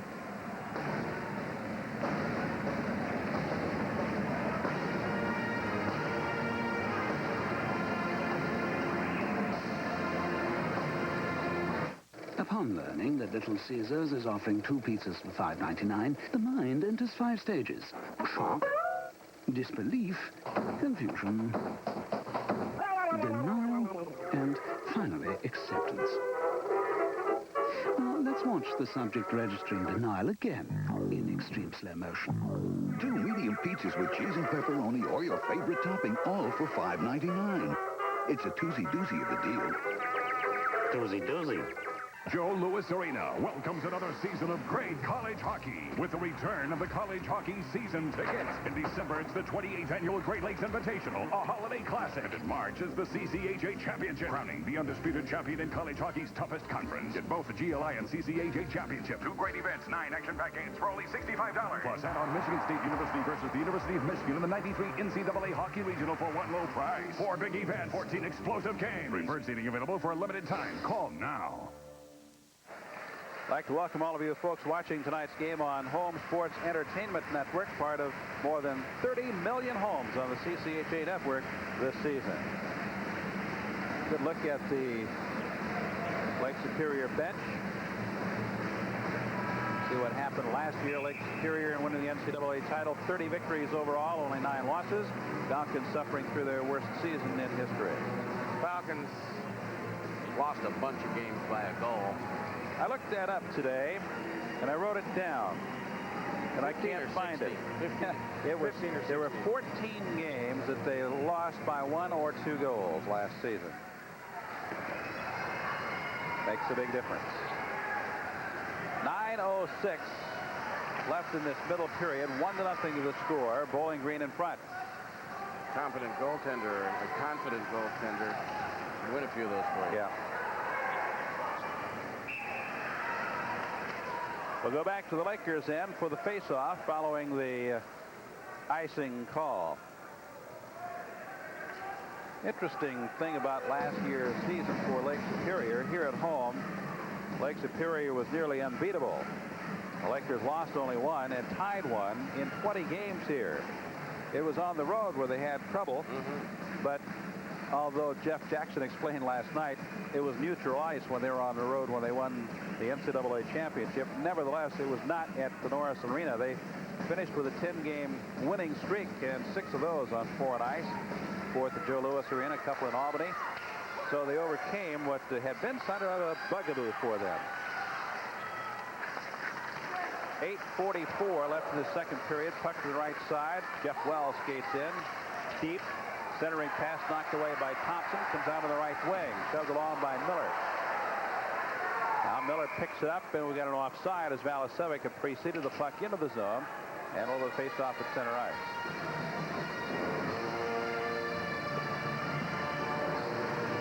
Jeff Jackson, the head coach at Lake Superior, will be Chris's guest at our second intermission. We invite you to stay with us, see what Jeff has to say. He was rather pleased. Yes, a slimmer Jeff Jackson. He told us last night he lost 40, 45 pounds. He looks terrific. Asked him how he did it. He said he was exercising, so that eliminates any possibility of yours truly losing. And like him out? Yeah. Had he said he'd been dieting, that's one thing, but that exercise is overrated. 8:12 left to be played in the second period. Shoved into the right corner by Ness. Centering pass is intercepted by Ty Eigner. Eigner skates it out on the right side. Flipped toward the goal, but it was knocked down by Stephen Barnes, who hustled into the corner to pick it up. Out it comes on the right side. Skated out on the right wing now by Miller. Left side retrieved by Chad Ackerman. Ackerman skates it up. Rink wide pass intended for Brett Harkins, and it misconnects. So we have an icing call as a result. 7:41 left in the period.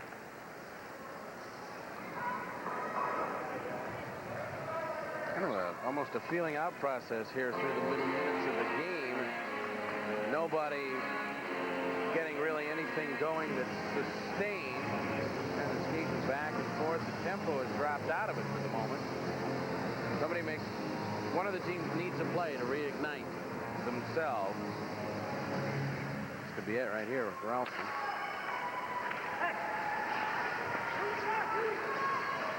Centering pass. Henry scores! Well, Ralston won the faceoff forward into the corner, and then they just forechecked it, came up with possession, and the backhand pass comes up top. And again, as we mentioned early in the period, Larry, they were starting to find seams through the defense to get one-on-one with the netminder, and this time one-on-one from 5 feet. As the big body of Clark can't cover that hole net from that range, advantage shooter with the goaltender stuck back in the crease. And John Hendry made them pay, so we got a tie game. One more look. They just forecheck it down deep. And Hendry comes up out of the corner. No one picks him up, and there he is. With time to shoot, time to pick a spot.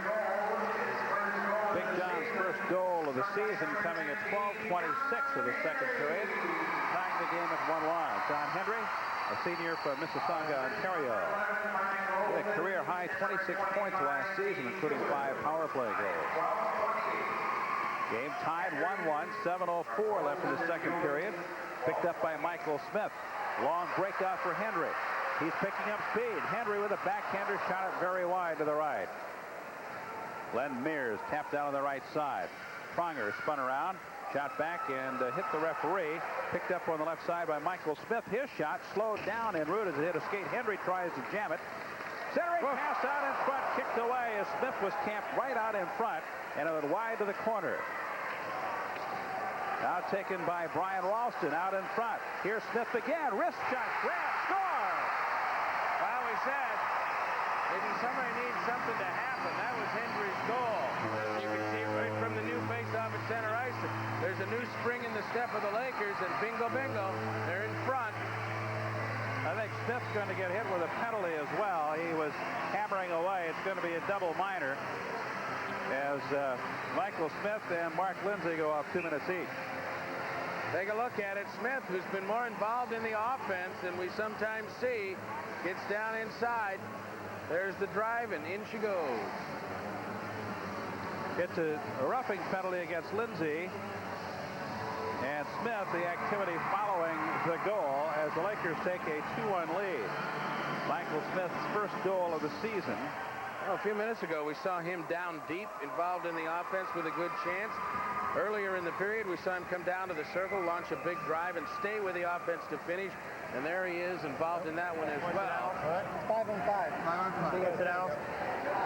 Okay, you hear them saying 5-on-5 and coincidentals. That points up a new rule, a rule change in college hockey this year. In coincident minor situations, or coincident major for that matter, and the teams at equal strength, 5-on-5, they will stay at 5-on-5 while the 2 offenders serve it out. You know, the National Hockey League went the other way, Larry, where they'll go to 4-on-4 situations this year, changing the rule in that direction. College had been play a man short on each team, open up more ice because the 4-on-4 situation would be created. They've changed the rule back the other way and will stay at full strength.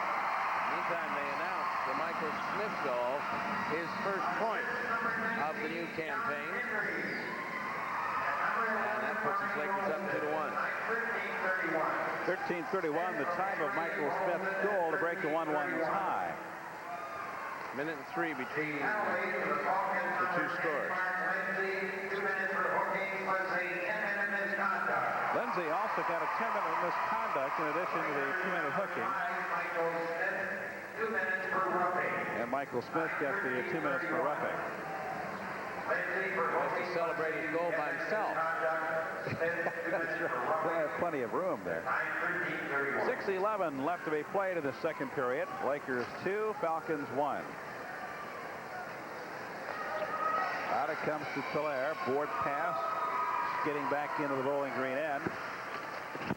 Glenn Mears runs around the board's far side. Got away. Picked up by Tolaire. Tolaire slides in behind the goal mouth. And it's picked up by Glenn Mears. Mears out to the right side. Flipped into the air. Loose along the boards. Morin picks it up for Lake Superior. Hauled down by Mears. Puck loose just to the right of Clark. There's a shot loose, and it's swept away by the Lake Superior man, Tolaire, and we're going to get a penalty for cross-checking.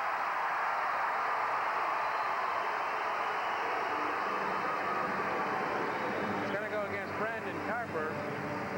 So the Lakers will put another power play out. It's been a long time since there was a penalty in the game. This will be their second power play opportunity, and it will be 5-on-4. In terms of manpower on the ice. Take a look at it. Number 7 is Carper. Here comes Tolaire across inside. He's trying to cut behind the defense. He gets there about the same time the puck, and boom, Carper takes him from the back, trying to clear him away, and they judged it to be a cross check. So the Laker power play will go to work. They were only 1 for 8 in the first game. They're 0 for one in this game so far. Strawn and Holzinger with a face-off to the right of Will Clark. Reardon clears it by running it around the boards all the way back to the Lakers' end. Ryan Ralston back for Lake Superior. Leads it out on the right side. Brought up by Beddoes. Knocked away by Holzinger. Now taken by Ralston, and he dumps it in. That came off the ledge, and Clark fell down, lost his stick, but recovers in time as the puck was knocked around to the corner. It may be hard for the Lakers to maintain possession. I was told that after the Friday game, after the first 12 or so minutes of each period, the ice really went off badly. Maybe it's not cured down or whatever. The temperature might be set a little off. But it got real bad and real hard to throw a clean pass. They were getting bouncing pucks and that sort of thing in the late minutes of all three periods in the Friday night game. And when, we're trying to work a power play, precision, quick, crisp passing is at a premium. Bad ice doesn't help. Face off to the right of Will Clark. Squirts to the corner. Kept in by Hanley at the left point. Runs it around the boards over to the right corner. John Hendry can't get to it. Comes out to the right. Hanley can't. Hewlett slips it back along the right wing board. Ralston can't get it. Hewlett can. Hewlett moves it out to the left side. Off to Hanley. Quick shot knocked down. Hanley moves it over to the left side. Chased by Stephen Barnes. He takes it deep. Swings it back out to Hanley near the left point. 56 seconds left in the power play. Board pass to Hewlett. Swings it behind the net. Chased by Hendry. Out it comes to Ralston. Ralston back to Hendry with a shot. It's knocked away by Paul Basic. Ralston has it knocked off his stick. Here's Barnes with a shot. Stick save made and cleared out by Paul Basic. 35 seconds left in the power play. 4:09 left in the period. So the shots are starting to pile up by the Lakers, and really the bulk of that advantage has come just in the last few minutes. Less than 4 minutes now remaining in the second period. Kurt Miller shoots in behind that got away from Wayne Strawn, the man for whom the pass was intended. Got back into the corner, squirts away from Miller. Strawn picks it up in the left corner. Strawn being shadowed over there by Ackerman. Off to the left side it goes to Barnes. He's spun around. 3 seconds left in the power play. Back it comes to Beddoes. Now PG gets his man back. Beddoes right side. Centering pass. Shot out of first. Score! I believe it was Wayne Strawn that got the goal to the right of the goaltender Will Clark. Now he was just cruising to the left-hand side, and the centering effort came in, and really wasn't meant for Wayne Strawn, I don't believe, as the intended receiver, if you will, but it bounced off a couple of legs, maybe a stick or something in there, came fluttering out to his side. Clark was down. His shoulders were a couple feet below the goalpost, and Strawn took him high. I'm not even sure that Will Clark had a clean look at it. There you see the people camped in front. Strawn's on the far side. He may have been the intended receiver, but getting it through there takes a little bit of luck. Here it is again. See right there, somebody who was cutting down. Stephen Barnes cutting down the slot. I think they were looking for a tip from him, but Strawn was in the right place at the right time. Here he comes up out of the corner. No one's paying any attention to him. Bingo. Clark's down low. He's got a lot of net exposed, and he can't turn his body quick enough anyway. So Strawn makes it a 3-1 game. His second goal of the season coming at 16:29 of this second period, and the Lakers are in front 3-1. We have 3 minutes, 10 seconds left in this second period. Chris's guest at the next intermission will be the head coach of the Lakers, Jeff Jackson. Ness drops it back for Morin.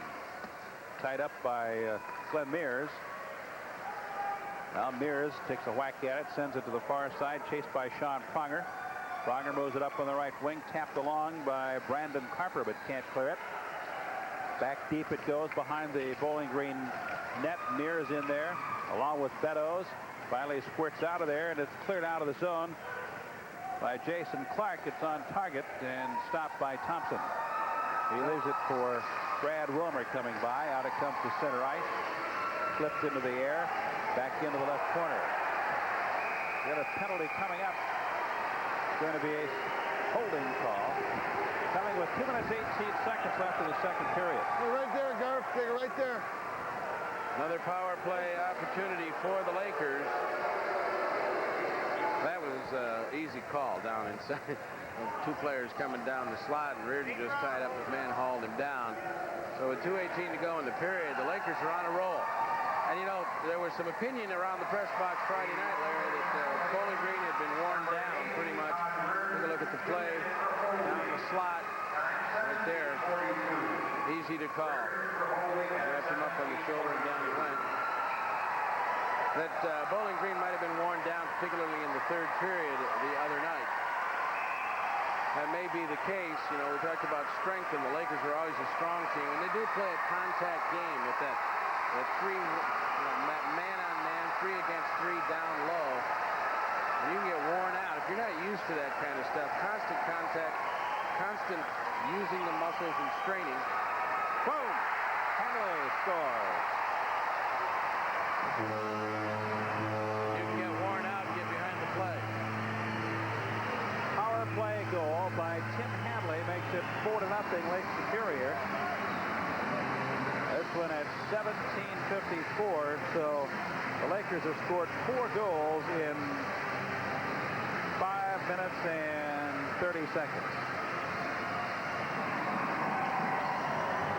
Well, he's just alone up at the blue line, and they wheel it around the perimeter. You see 2 men down low.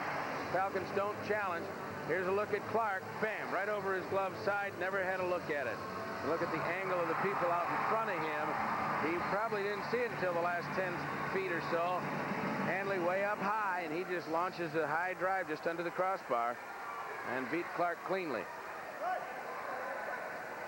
So it is now 4-1 Lake Superior after being stifled by Will Clark through the first 27.5 minutes. Have struck with abandon here and opened a 3-goal lead. Come on, let's use the melons. Okay, let's use our melons. Let's use our melons. I think he's talking about the man's brain. Yeah. Use our head. Yeah. The Lakers, who had been outshot early, have now a 9-shot lead and a 3-goal advantage over Bowling Green. And I think that term is unique to hockey. Mellon. Assist number 5, Michael Smith, and number 25, Dave Hewitt. Time 17:56. Hanley from Smith and Hewitt at 17:56. Face-off will be to the left of Adam Thompson, who gave up a goal at the 7:37 mark of the first period, a power play goal, and he has been flawless since. Morin taps it to the corner. There's a late penalty coming up.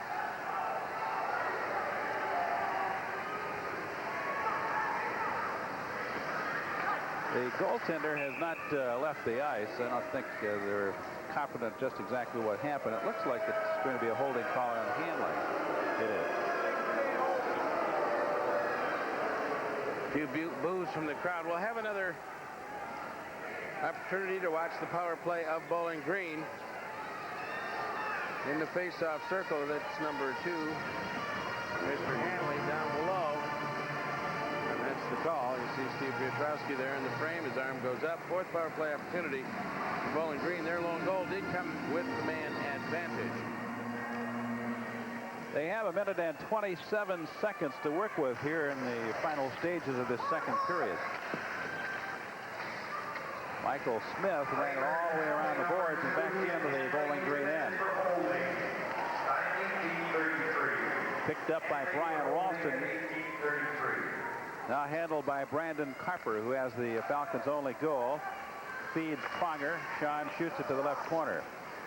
Got away from Thompson, went to the right side. Harkins picks it up, returns it to Pronger in the left corner. Less than a minute remaining now in this second period. Carper along the boards. Feeds it off to Clark out in front, got away from Holzinger. Taken by Harkins to the right point. Bad pass, got away from Carper. And Carper retrieves it. Ralston was all set to steal it and go the distance. 39 seconds left in the period. Into the left corner it goes. Shoved away by Clark. Back to Pronger. Clark comes up with it. Clark out in front. Hands it off. Here's Harkins with a drive. Knocked down. Thompson squeezes it between the pads. And there's no further play. Red Harkins out in front, got a pretty good shot away, and then the scramble following on the rebound. Brian Holzinger, the sophomore from Parma, Ohio. Pretty good crowd this evening. You have 39, almost 3,200 here last evening, and it's close to that this evening. Face off to the left of Adam Thompson, comes out to the right point. Harkins with a shot, stick save by Thompson, goes to the left corner, and it's cleared out of the zone. 15 seconds left in the period. Pronger skates it to the right side.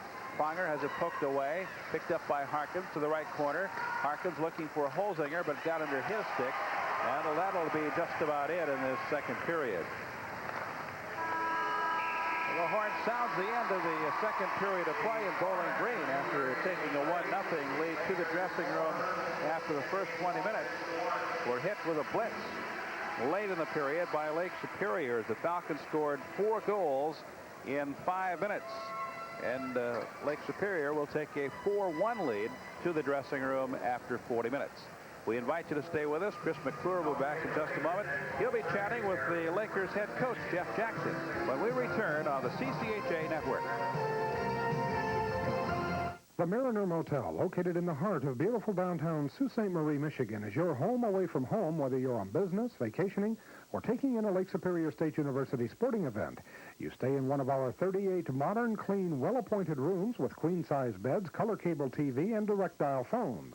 Also available are complete Lake Superior State hockey packages, including tickets.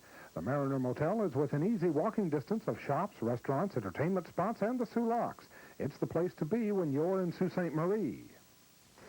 My heating system, it's down there purring like a kitten. Things solid as a rock. Never think about it. The best time to think about your heating system is now. So call your Carrier dealer today. We're the guys who know best when it comes to making it better inside. See your Carrier dealer, Parsons Brothers Heating and Cooling in Dearborn, for information and ask about special financing. Carrier, with up to $700 cash back, plus a 10-year parts warranty, the best in the business. Breeders' Cup, it's great. The most exciting thing in horse racing. Breeders' Cup is racing's biggest day. Oh, I love it. It's wonderful. That's what racing's all about. We'll take you close up and give you the best seat in the house to see the championship races and witness the championship moments. Breeders' Cup. You don't want to miss it. The best going against each other in the biggest horse racing event of the year. Watch it live Saturday, October 31st on NBC Sports. Get on the fast track Thursday. Review the top motorsports action from IndyCar and NASCAR. Lay it on the line with the World Grand Prix Tour in AMA road racing. Plus the best in highlights from German touring cars to off-road with hot action in the SCCA and USAC. Plus over 30 straight weeks of great guests and action on This Week in NASCAR. Get on the fast track. Thursday nights are louder than ever on Pass Sports.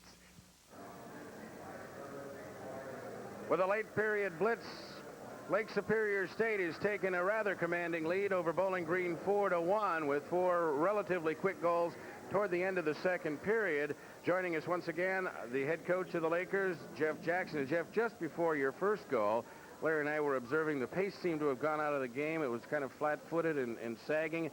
Somebody needed to light a torch under their team, and it happened. Bingo.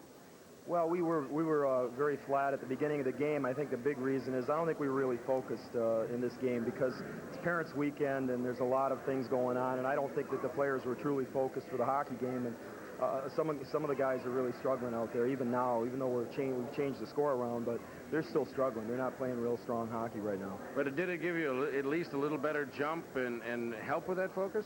Well, I think some of our talented players finally got going. I mean, that's the whole key. We had a hard time getting going in the first period because there was television breaks right before the Bowling Green power plays, and it made it very difficult. They had fresh people on the ice, and I was a little disturbed about the whole situation, actually, because it put a cramp on us because they're resting their best people, and we can't get the play going. Michael Smith, I mean, he's got a few goals in his career, mostly a defensive defenseman, but he's joined up offensively a couple times tonight and been dangerous when he did it. Yeah, he's been dangerous, all right, but I think he's been dangerous to us, too, tonight. This is probably his worst game I've ever seen him play. Yeah. He's really struggling. I think he's put too much weight on his shoulders to help fill the void of Mark Astley, and he's struggling a bit right now. He is jumping up in the attack, but he's doing it in inopportune times, and the way we're playing right now is not the way we play hockey. Well, and it doesn't sound like you're confident, even with a 3-goal lead at home with a good defense, generally speaking. Generally speaking, Chris, you're right. I mean, this is a new team. It's a new year, and hey, we're lucky we're getting some pretty good, solid play out of the freshman goaltender right now. He's held us in there to get us back into the game. Thank you, Jeff. Thank you. Jeff Jackson, head coach at Lake Superior. His club leads it, but he's not yet comfortable as he looks for 2 in a row against the Bowling Green Falcons. We'll be back with more from the Norris Center in just a moment. You're watching the CCHA Game of the Week.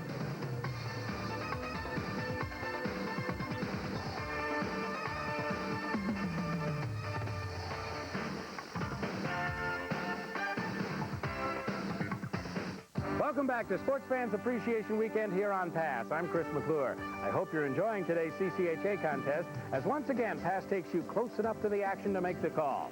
Now, this is the 3rd day of our special 4-day free preview weekend. The purpose of Sports Fans Appreciation Weekend is to show all of you the exciting sports lineup Pass has in store for the entire year, and to thank our current Pass subscribers for staying with us. Pass is the cable home for 44 Red Wings games and 40 Piston contests, in addition to a great CCHA lineup and college football. So go ahead, call 1-800-YES-CABLE to guarantee yourself a front row seat to what promises to be a season to remember on Pass. Call now, and you can take advantage of a special installation offer your cable system is making available to you just for making the call to order Pass. Later tonight, we'll take you to Chicago Stadium, where you'll be close enough to make the call during a playoff grudge match between the Wings and the Hawks. So take a moment to make the call at 1-800-YES-CABLE and order Pass today. Breeders' Cup is great. The most exciting thing in horse racing. Breeders' Cup is racing's biggest day. Oh, I love it. It's wonderful. That's what racing's all about. We'll take you close up and give you the best seat in the house to see the championship races and witness the championship moments. Breeders' Cup.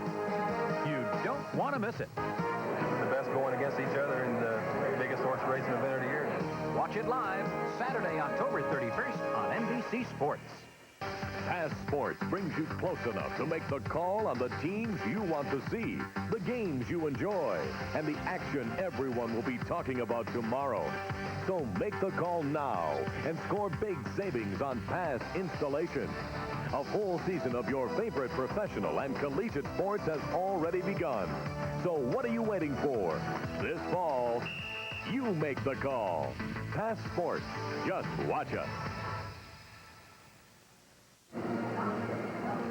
Lake Superior surging in front with a 4-goal blitz in the space of a 5-minute period. Late in the second period, opening a 4-1 lead over the Bowling Green Falcons in the final game of this 2-game weekend series. Lakers won the opener 3-1. Well, everybody had their own predictions at the start of the season. Who was going to be the big team in each league? Who was going to be the best team in the country? And we thought we'd show you what the Sporting News poll indicated. It indicated that the Michigan Wolverines were the #1 team in the country prior to the start of the 1992-93 season. The Maine Black Bears, of course, always one of the top teams, as are the Minnesota Golden Gophers, ranked 2nd and 3rd respectively, followed by Boston University and Clarkson. Lake Superior was ranked 6th in the nation, and I think that should be Colorado College is 7th, Michigan State 8th, followed by Minnesota Duluth, Boston College, Harvard, Wisconsin. UIC, a bit of a surprise, ranked 13th by the Sporting News, followed by Providence. As far as the CCHA itself is concerned, this is the way the conference coaches felt. Michigan #1, Lake Superior #2, Michigan State #3. No big surprise. Miami ranked 4th in the preseason poll, followed by Western Michigan. Those two teams were flip-flopped in the media poll. UIC 6th in the CCHA in the preseason balloting. Ferris State 7th, BG and Ohio State. Those were the teams coming back from a year ago. And then the two newcomers, Kent State University and Notre Dame, 10th and 11th. We have played 2 periods here at the Norris Center in Sault Ste. Marie, Michigan. It is 4-1, Lake Superior in front. We invite you to stay with us. You're watching the CCHA Game of the Week.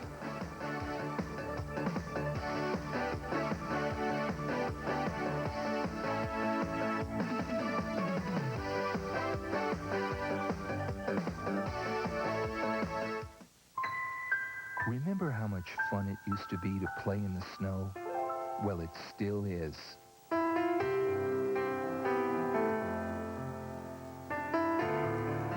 visit a place where the snow is as good as it gets and all the ways to play in it have been perfected, just call 1-800-COLORADO. Get a free vacation guide, a travel discount certificate from Continental, and a chance to return to childhood. Hi, I'm Fred McLeod. You know, being an NBA color analyst is pretty important stuff. So on our Pistons telecast, we knew we had some mighty big shoes to fill. But I think you'll agree, we filled them quite nicely. When Pass set out to find a new Pistons color analyst, we wanted to find someone who had a really good grip on the game of basketball. You know, someone close to the action, who stays on top of the world of hoops. And we think we found the right man.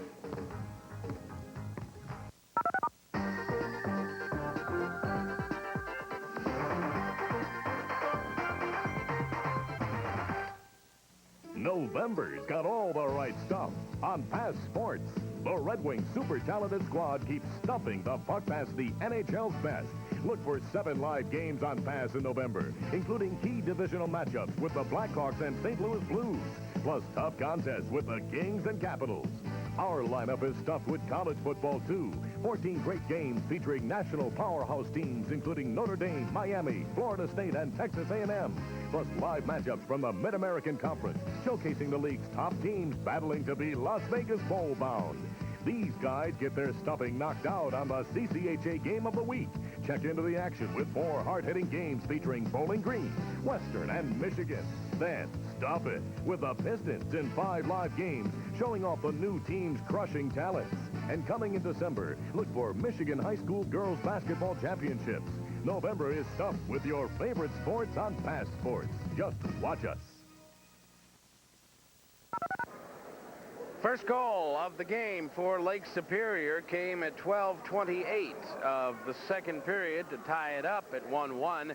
Hewlett and Ralston on the assists for the Lakers as they went from a face-off down below the goal line and forechecked it. Hewlett ships it up to John Hendry, and he turns in front of the defense. He's got a good look at the net, and he puts in his first of the year to tie the issue at 1-1. It came at 12:28 of the period. And you see he moves into the corner, reverses it to Hewlett, turns to the net, and gets it right back, kind of like you do in the drills in practice, and in it goes. Smith, the defenseman, got his first of the season, 18th of his career, at 13:31. A minute and 3 seconds later from Hendry and Ralston. He joined up in the offense. Here's Ralston fighting his way out of the corner with Basic in tow defensively. Smith comes down into the slot, takes control, fires a wrist shot, and in it goes with people all around for the rebound as they were penetrating the Bowling Green defense. Ralston right there shifts it up, and he turns back to the net to finish. There comes the puck, deflected off Clark into the net, and right now that is a potential game-winning goal that put him ahead 2-1. Strawn got the next Lake Superior strike. That one came from Beddoes and Barnes at 16:29. Wayne Strawn, a strong player for Lake Superior, down deep. Beddoes here turns and takes a peek. Moves up across the goal line, trying to ship it really to a couple of people in the slot right on the crease.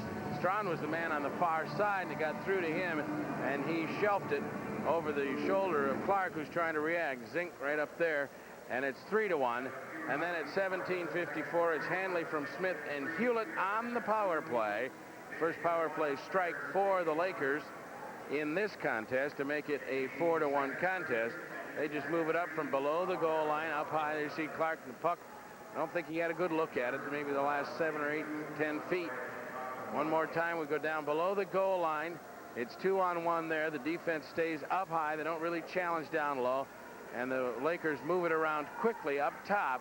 And Hanley launches a rocket from there. In she goes. And it is a 4-1 contest. Shots on goal. The Lakers at 29 now. Bowling Green at 23 for the Lakers. That's about on schedule in terms of what they did in the first game on Friday. And they wound up with 44 for the night. Bowling Green is generating more offense than they did the other night, but the scoreboard reads the same after 2 periods of this one. Just 30 seconds remain in the penalty time that'll carry over, and the penalty assessed to Tim Hanley. The Bowling Green has just that little time remaining on its power play as we begin action in the final period. Lakers in front 4-1. We'll have a face-off to the right of Adam Thompson. Adam Thompson gave up a goal in the first period to Brandon Carper, a power play goal nearly halfway through, and since that time, he stopped everything that has come his way. Face off to the right of Thompson. One of a pair of very fine freshman goaltenders that Jeff Jackson has at his disposal, along with Blaine Locker, the sophomore from Medicine Hat, Alberta, who won game 1 of this series. Brandon Carper starts it up for Bowling Green. Lakers back at full strength now. Both teams at full strength. Carper drives it in. A spinning puck as it came off the back dasher. Goes behind, picked up now by John Hendry, roaring out on the left side. Lead pass to Walston. Ralston on the right wing. Got Hendry filling. Here's a pass, went all the way through over Hewlett, who was the man coming in on the left side. Here comes Carper back for BG. Carper with a shot deflected high against the net to protect the spectators. And we'll have a face-off coming up. We are 58 seconds deep into the final period of play. The question this season was just how strong Bowling Green would be offensively. The Falcons lost 60% of its scoring punch from a season ago. The Falcons expected to be better defensively this season.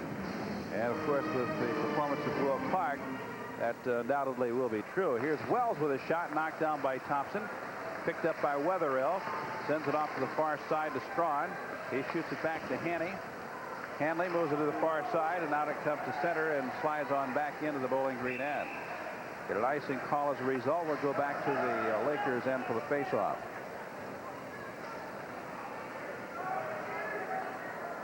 Next Saturday evening will be in East Lansing, Michigan at Munn Ice Arena. It's a 7 o'clock face-off. It's Miami of Ohio against the Michigan State Spartans live in our second game of the 1992-93 series of CCHA games of the week. Tell you what, Miami coming off here, they won their first trip to Joe Louis Arena, dramatically improved, and returning a reasonable balance that could make them dangerous once again in 92-93. They have a penalty that has been called. It was taking place up near the red line, and it's an elbowing call, and going off will be Wetherill. Another power play for Bowling Green. They've had 4 already and converted 1. That was their lone goal. Now they'll try for their 5th opportunity. It'll be the number 1 unit out there. Carper and Hawkins up on the blue line. Holzinger is the centerman. Jason Clark and Sean Pronger are the other men on the ice as they get ready for this face-off.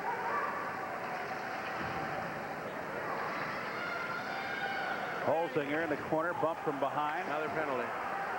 And it will be for bumping from behind. Now it's called down. And Bowling Green will have a 2-man advantage for 1:48 seconds as the checking from behind call has been made. Red Wings and Blackhawks coming up later this evening. 8:15 start here on Pass. We invite you to stay with us for all the NHL action. Well, the crowd reacting negatively to that call as Stephen Barnes has to skate off, but he bumped Holzinger from the back, and Holzinger smashed into the boards. And it says in the rule book, when he's back there, his back was turned. He didn't turn at the last second and draw the call. And it doesn't say if the referee thinks you hit him too hard or you had a snarl on your face. It says you shall receive a penalty if you strike someone from the back in the vicinity of the boards. And he did, and he did. It's a 2-man advantage for Bowling Green. Falcons trailing 4-1 with 18:16 left in the game. Here's a drive from near the line by Reardon, and a great catch made by Adam Thompson. Well, things were spread out in front of Thompson, so he had a good look at it all the way in. But it was still a tough chance. There's no question. Harkins there moving down on the circle at the hash where they want him. And you see it was kind of spread out. There wasn't much possibility of a screen down deep. There were a couple sticks in the way. But it was a high drive and no stick got involved in it. Holzinger wins the draw, gets it to Reardon, moves it to Harkins. Harkins with a shot, knocked out, picked up by Beddoes. Beddoes clears it out of the zone. It's a 5-on-3 situation. Bowling Green on the power play. A minute 22 remaining of the two-man advantage for the Falcons. Brad Harkins skates it across the line. Hands it off to Reardon. Return pass to Harkins. Over to Holzinger. Back out to Reardon. Moving in with a shot. It's wide. Rebound coming off. Carper fanned on his shot. Brandon Carper.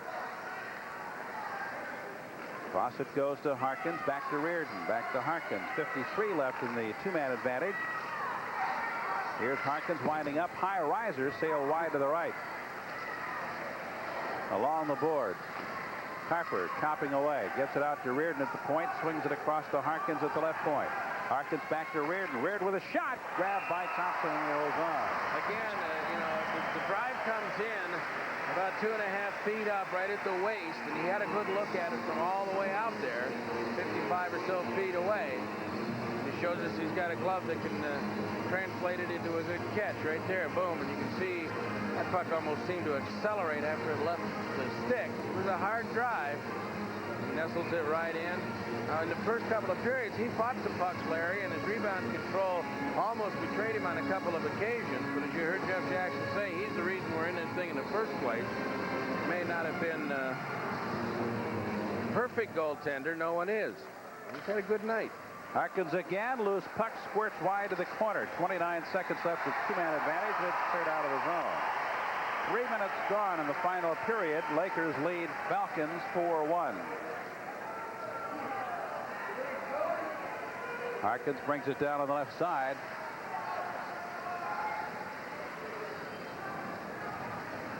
Harkins feeds Carper. Carper with a one-timer, and it's stopped by Thompson. And it almost squirted through. It squirts out of there. Whistle sounded as the officials had lost sight of the puck. And we'll have a face-off to the left of Adam Thompson. Well, we saw in the second period. Roll it. The first period. That's it. That's it. All right. That's it. Raleigh being Ralston, I think, from Lake Superior, who must have had a word or two. Take a look at it from up above. Sky cam right here. Thompson in a position in transition. Here it comes. It's under his leg.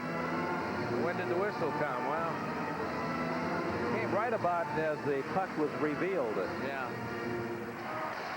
The referee couldn't see it anymore, so the play's over. Now the Lakers get one man back in a shot at the score. The rebound by Holzinger. And it is now 4-2. A power play goal for the Falcons.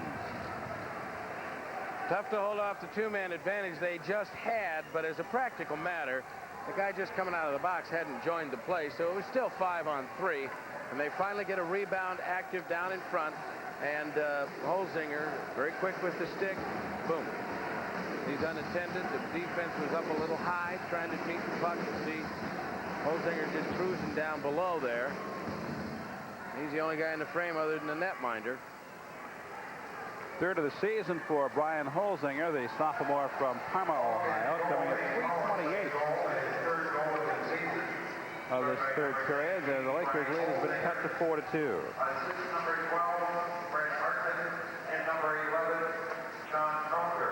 Long pass out to Helbing, but he couldn't quite handle it. It went in behind, taken by Brad Wilmer. Out to the far side. Paul Basic couldn't play it. Now back it comes to Tim Hanley. Hanley across to Henry, who shoots it into the Bowling Green end. Flipped aside by Will Clark. Shot against the boards near side. And it is cleared out of the zone, and there is no icing call. Thompson was surprised at that, Larry. He let it go on purpose. He would have swore there was going to be icing. This time there will be. So it'll come back to the Lakers' end for the faceoff to the left of Adam Thompson.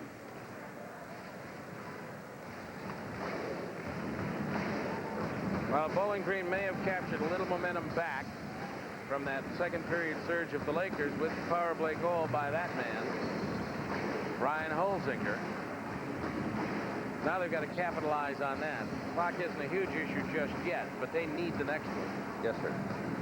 Holzinger and Beddoes with a face-off to the left of Adam Thompson. Out to the right point, Mears shoots it wide, goes to the far corner, picked up over there by Kurt Miller, loses possession.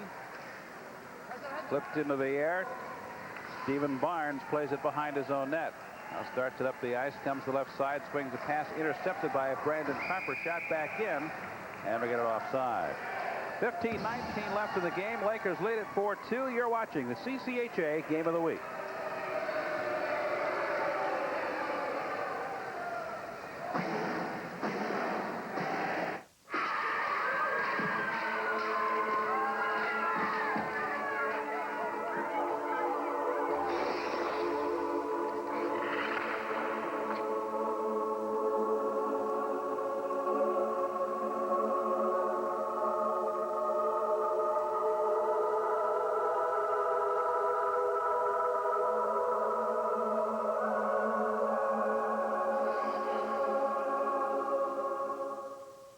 All roads lead to Weekly's RV of Owasso, where you'll find a full line of Airstream. The classic travel trailer, the best investment of a lifetime. The classic motorhome has impeccable engineering, handcrafted luxury, and convenience.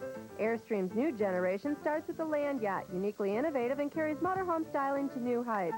The legacy, heir to decades of design and engineering leadership. A van-sized motorhome and all-purpose RV for today's demanding lifestyle. What a winning combination. Weekly's RV of Owasso and Airstream. Next week we'll be at Mud Ice Arena. It's a Saturday night encounter matching the Miami Redskins and the Michigan State Spartans. Airtime 7 o'clock live from East Lansing, Michigan. We invite you to join us. Shots this period, you see it. It's now all even for the game at 29 apiece.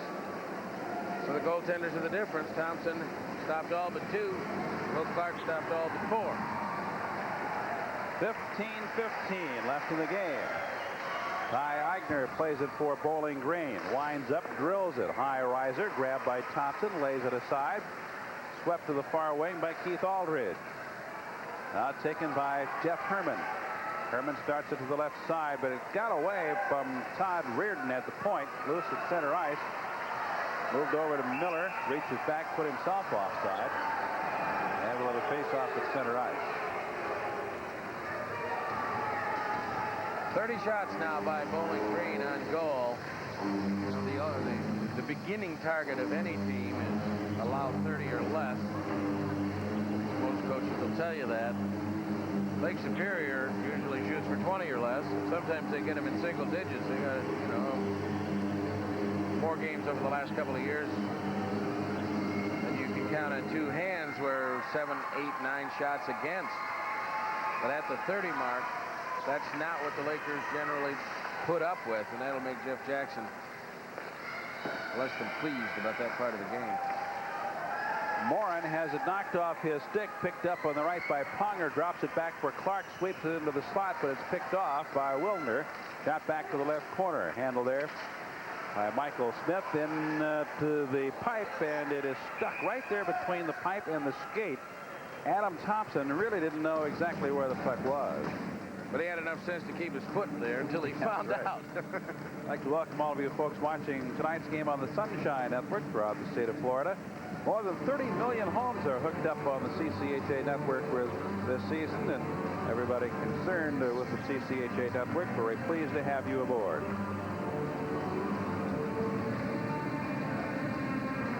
.14:22 left in the game. It's Lake Superior 4, Bowling Green 2. Face off to the left of Adam Thompson. Smith sort of blocking John Ponger's progress to the puck. Comes out to center. Shot back up the ice. Handled by Mears. Mears has it knocked away by Dean Hewlett, doing a good job. Comes back down to the right side. Taken by Ponger. Reaches back. He was offside. And well, the face-off coming up above the Lakers' blue line. San Jose Sharks and the Detroit Red Wings. 7:15 here on Passports on Wednesday evening. The game is on pass. Dave Schrader and Mickey Redmond will have all of the action for you. We invite you to join them. minutes have expired in this final period. Ted Hendry bounces it off the board. Pronger picks it off, shoots it back deep. Michael Smith clears it out. Ralston took a whack at it, got a piece of it. And Will Clark leaves it behind for Brandon Carper. Over to the left side, lead pass left wing now for Jason Clark. Clark across the line, left wing, brings it out in front, but can't get a shot launched. He's bothered all the way by Michael Smith. Picked up by Ralston on the right side. Ralston sails in on right wing. Takes it deep, tries the center, came off the skate, picked up by Todd Reardon. Now Ralston goes back to get it, feeds it, and the shot by John Henry went wide to the left corner. Taken by Hewlett. We got a penalty coming up. It's going to be a hook.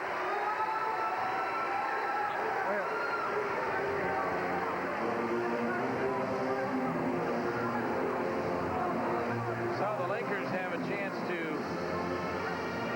run their power play again with a 2-goal lead. Bowling Green, of course, won't be able to play much offense in this situation. And now the clock is becoming an increasing factor. There's the play. Jason Clark, the freshman from Belmont, Ontario, will take a chair for a couple of minutes. The Lakers have converted on the power play in this one. The game-winning goal in the Friday contest came with the man advantage as well. Will Clark hasn't really had much to do in this period. So far, that is. The Lakers had 29 shots at the end of the second period with 13:21 to go in this contest. They still have 29 shots. Jason Clark, 2 minutes for hooking. Time 6:39. Clark for hooking. Here's a shot from just inside the line by Brian Ralston. Went wide to the back dasher. Comes along the near boards. Wayne Strawn goes straight up in the air. Comes straight down. Beddoes trying to get through. Finally gets the pass off. Here's a drive by Ralston. Comes off the backboard. Strawn handles it. Tries to get it in deep. And it's knocked away by Todd Reardon. Reardon along in the corner. That squirts out behind the net. Picked up there by Clayton Beddoes. Back to Strawn, left side. Out to Hanley. He couldn't handle it. Comes out to center ice. Chased down by Ralston. Picked up momentarily, but Ralston gets it back. Ralston with a great move. Brings it back across the line. Out in front with a shot. Bouncing puck. And it's cleared out of the zone. Nice play by Brandon Carper, who almost fouled up his own goaltender. But Will Clark made the save, and then Carper cleared it out. Loose puck on the far side. Picked up by Harper. 58 seconds left in the power play. Shot back to the corner. Picked up by Eigner. Eigner along the boards. Drop pass picked up near the line. Over the left side to Hewlett. Tapped into the corner by Harper. Out to Michael Smith, over to Barnes, back to Smith, winds up, shoots a high riser, is deflected wide to the left of Clark. Rink wide to Barnes. 24 seconds left in the power play. Out in front, here's a backhander. Here's a great move by Ralston, and he scores. Give him an inch, he'll take a mile every time. Patient play. Brian Ralston converts. Another power play successful for the Lakers, and they lead it again by 3. He didn't have all day. He knew he was going to get hit the longer he stood there. There it goes down inside. Boom, boom. He sold the fake, didn't he, Larry? He sure did. Right here, comes around, and Ralston's got it. Takes it to the backhand, back to the forehand. Clark bought it. Look, hook, line, and sinker. Ralston's first goal of the season coming at 9:20 of the third period. Ralston, a sophomore from Ann Arbor, Michigan. First-round draft choice, incidentally, by the New Jersey Devils. It's the first Laker player to be drafted in the first round of the National Hockey League. 11:15 left in the game. It's 5-2. Lake Superior leading Bowling Green. Loose puck gathered in by Paul Basic. His pass picked off by Welch. Sent it back deep to the left corner. Both teams at full strength now. Wayne Strawn. Out it comes right side. Holzinger. 3-on-2 develops. Holzinger gets it back. Return pass moving off to Hall. to the corner it goes. Holzinger out in front. Holzinger brings it all the way to the right side, swings it back. That came off the boards. Hall tries to get it out in front, but it's intercepted and cleared out by Walsh. 2-on-2. Strawn dumps it in. The Lakers change on the fly. Out to Mike Hall, left side. Flips it into the air. Spinning puck handled by Wetherill. Off to the right side it goes to Ness. Shot back near the line. Pops into the air along the boards far side. We're nearing the halfway point of the final period. Ness with a lead pass intended for Kurt Miller, and it's cleared out of the zone by Jeff Wells.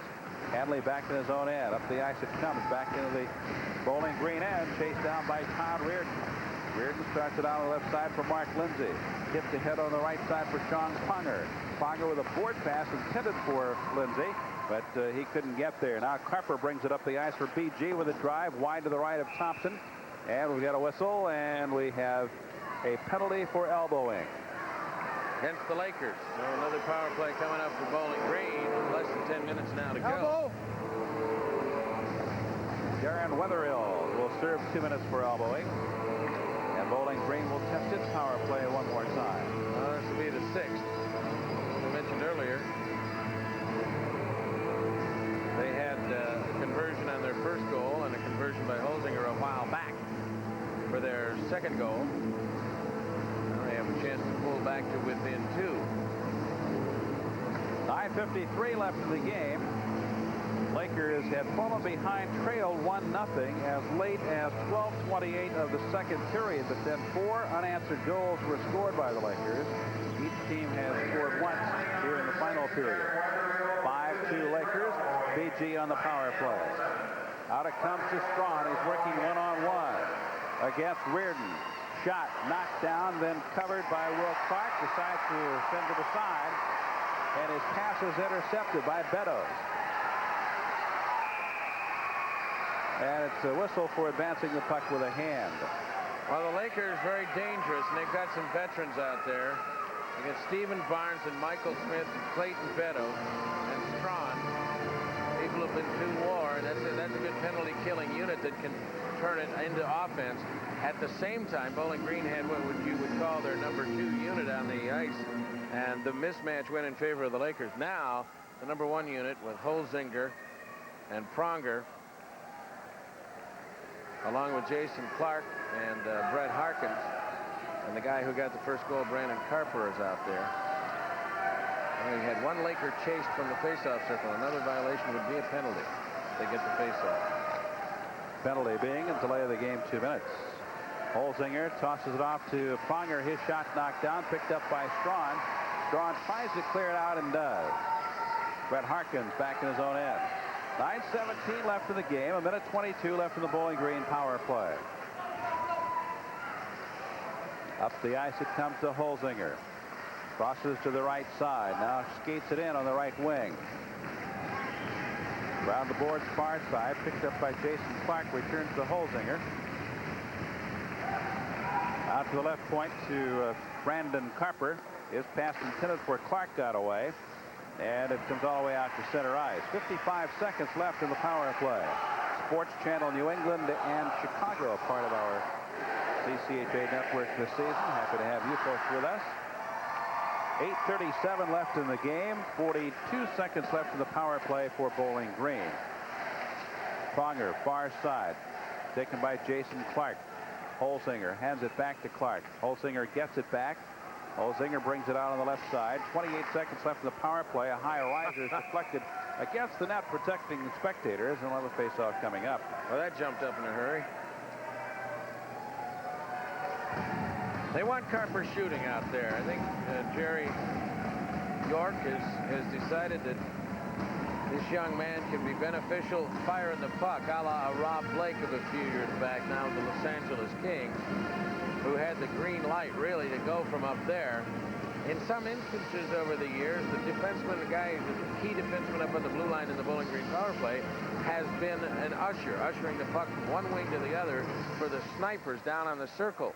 But Blake got very active from a shooting standpoint in their power play a few years back, and that in combination with Nelson Emerson made them even more dangerous. And I think Carper's one of those guys. Look Here's out. Strawn. Strawn is in. He got his shot launched, but Clark got a piece of it. Strachan did a good job skating between a pair of defensemen and did get a shot away, although it was not a clean one. Here's Harkins crossing. Power play time has expired as Morin comes out of the ice. Wetherill out of the penalty box. Here's a shot knocked down. Out it comes to the near side. 7:43 left in the game.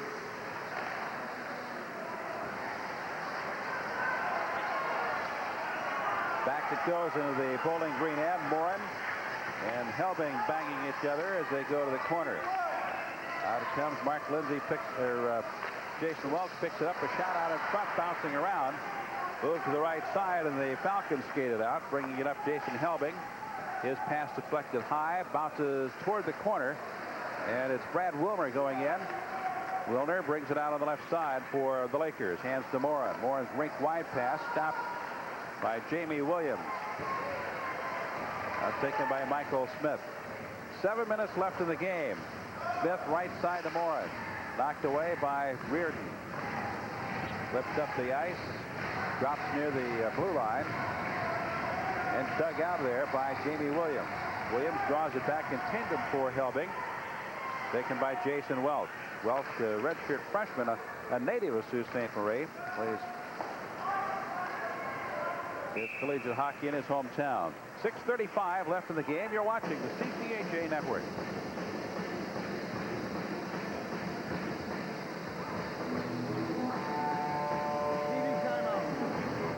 Upon learning that Little Caesars is offering 2 pizzas for $5.99, the mind enters 5 stages.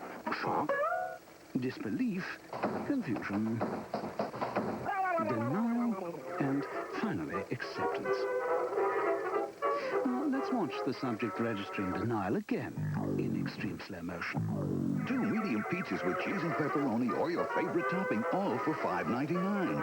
It's a toozy-doozy of a deal. Doozy-doozy.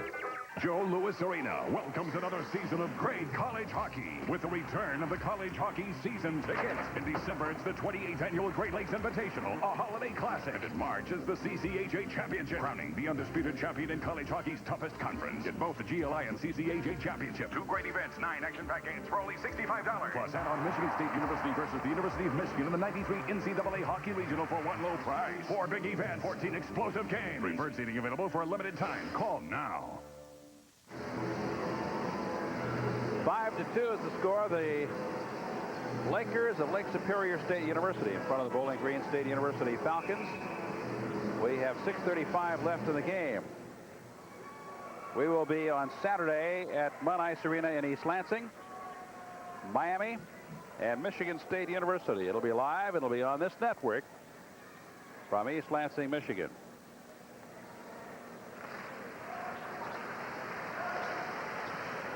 6.5 minutes left in the game. Holzinger tied up by Ralston behind the Lakers net. Well, Hall sneaks in, finally digs it free. Puck goes back in among the skates. Well, it's dug out by Craig Middleholt and brought out by Ralston. 2-on-2. He's got Henry filling on the left, feeds it ahead, tipped wide, and Clark shoves it toward the corner. Dug out by Hewlett. Taken by Hendry. Hendry back to Ralston. Ralston over the left side. Puck comes out to center ice. Hanley shoots it back in, knocked down by Wetherill.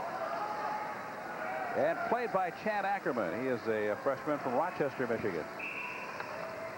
In an icing call, face-off will go back to the Bowling Green end. Shots are even on the scoreboard. 33 for each side, but the Lakers lead by 3 goals. A lot of freshmen on this Bowling Green team. They are very, very young. 8 freshmen in this lineup. 4 sophomores in this lineup. Terry Art presented tonight to the man with the score sheet. And 7 upperclassmen. So heavily tilted to the youth side. Of course, the youth does include Brian Holzinger, Brandon Carper, who have been involved in the scoring here and will be key players for the next couple of years. Clark's shot deflected twice en route, but still Clark made the save. Now here's another shot. He scores. tough angled shot, and the Lakers turn it on one more time to increase the lead to 6-2. Almost looked like somebody was in the crease. I was watching the opposite side, and I think maybe Clark was too, Larry, to be perfectly honest with you. As the sixth Laker goal goes up on the board, take a look inside. There's been contact. One of the Lakers is laying in the crease as the score comes. Down below the goal line. Yeah, in fact, the reason the person was from the Lakers side of things was sprawling is because he tripped over Clark. He was there ahead of it, but no call. So it's 6-2. Goal coming at 14:31, and the Lakers have expanded their lead to 6-2. First goal of the season for Mike Backers, the senior from Waterford, Michigan. He was a walk-on when he came here as a freshman. Redshirted in his third season for the Lakers as a result of a back injury. And we got a holding call. Brandon Carper is furious right now. And Roger Graff, the referee, there was a pile-up down in the corner. Graff has whistled him for a penalty, and he came up yelling.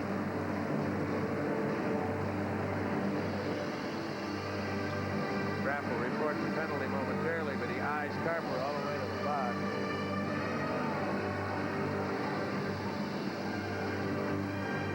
Holding call. Well, the Laker power play will go to work again. Take a look at it down in the corner. There you see Carper, and I'm not even sure who he did the takedown on, Larry. Yeah, I was away from the play, and we first spotted it when they were both sprawled. 4:50 left to be played in the game. Lakers on the power play already in front, 6-2.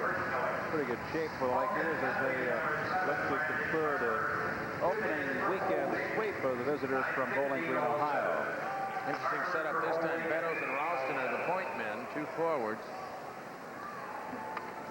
They've both been up there on power plays through the evening, but I don't think as a pair up until this time. Face-off will be to the left of Will Clark.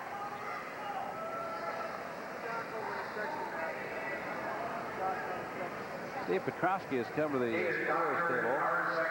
Apparently, that puck hit someone. Yes, it did hit a youngster, and they're somebody's. In fact, Ralston just came over to get a towel. Apparently, the youngster is cut, but they're going to take him out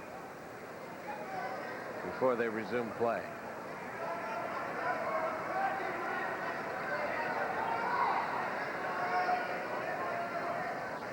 Face off to the left of Will Clark with 4:33 left in the game, 1:40 left in the power play. Strawn is in there along with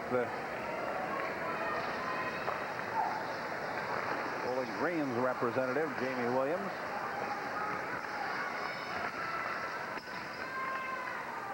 Out it comes on the left side to the right point. Clayton Beddoes. Beddoes near the middle, moves it in, tipped twice and still loose.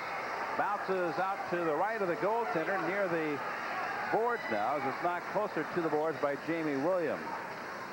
Will Clark had a difficult time in getting up. His bodies were sprawled over the ice in front of him. Here's a drive, sails high and wide off Sean Tallaire's stick. 3:57 left in the game. Puck goes to the corner. Strawn is in, draws it back to the left side. Sean Tallaire gets it out to Beddoes. Beddoes flips it into the air, taken by Miller. Miller with a nice move, raked away, however. Goes to the far side. Reardon tries to clear it out, and the whistle has sounded. And we have a tripping call in front of the goaltender. I think that's Strawn. He is pleading innocence, but to no avail. So that'll even it up at 4 players per side for 48 seconds. And then a Bowling Green power play for 1:12 with 3:41 to go. Even if they hold off the Lakers here for the next 48 seconds and score a goal, it may be too late. For Bowling Green to rescue any points out of the weekend, and it looks like the Lakers are going to take 4 on their opening weekend. For that matter, extend their winning streak to 12. They closed last year with 10 on their way to the national title. position in the league, at least for a while. 3:38 left in the game. It's Barnes. Got a pass all the way through. Brought in by Keith Aldridge. Left side. Gathered in by Jason Clark. Moves it over to the right side. Picked up by Sean Pronger. And it's poked off his stick. Now back to Mears, who got a shot launched, but it was knocked down. Picked up now by Stephen Barnes. 2-on-2. Across the line goes Barnes. Stops. Feeds. Quick wrist shot by Aldridge is knocked high. Got another penalty coming up. This is a delayed penalty. It'll go against BG, and now the play is whistled down. And we have Mears under discussion with Morin. But the referee got there quickly. All right, come on. I think Jason Clark is the initial call from Bowling Green, the freshman from Belmont, Ohio. And I don't believe anything else has come of it. There was considerable further contact. Morin and Clark will be coincidentals. And Morin's not going in.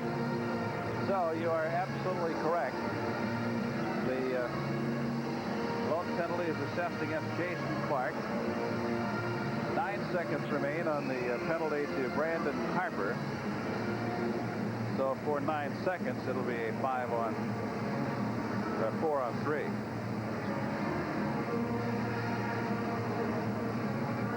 Bowling Green's not going to take anything home in terms of points, wins, or whatever, but I think they take a few elements of the game to hang their hat on, Larry, that Jerry York can work with in terms of trying to turn the thing back from last year's disappointing result, last place, 9th place in the CCHA, or their worst season ever. And they've done a lot of things right in this series. The Falcons next weekend will be playing Kent State in a home-and-home series. On Friday night, it'll be at Bowling Green. Saturday night's encounter will be at Kent, while Lake Superior travels to South Bend, Indiana to face Notre Dame in a pair. 2:37 left in this game. In 52 seconds, the Lakers will have a power play. Comes out to center ice. Wells handles it there for BG. He shoots it back in. Taken by John Henry. Out it comes to center ice. Lost by Welch. Taken by Mears. Mears sweeps it ahead. Got back into the Bowling Green end. 2 minutes and 4 seconds left in the game. Here comes Holsinger across the line. Holsinger got a sharp angled shot away. A rebound off the stick of Thompson, but Harkins couldn't get a piece of it. In on the right side goes Michael Smith. Feeds Welch. Welch in the zone. Got a shot, but wide to the left. Now 38 seconds remain in the penalty to Jason Clark, and the Lakers have a 5-on-4 advantage for that time period, which has now dwindled to 28 seconds. 1:28 left in the game.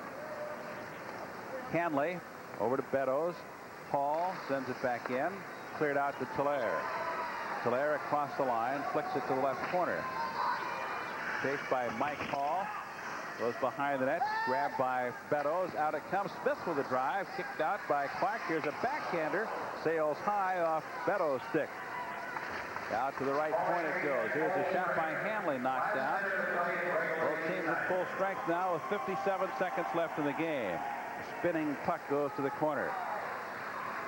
Brought up the ice now by Jeff Wells. Out to center ice it comes to Williams. Taken by Hewlett. 45 seconds left in the game. He's got Beddoes on his left stick. Handles through, and it's knocked off his stick by Reardon. Goes to the corner. Behind the net. Around it comes. Out in front. A shot by Beddoes. He scores. A beauty of the play, and the score moves to 7-2 with the Lakers in front. The goal coming with just 32 seconds left.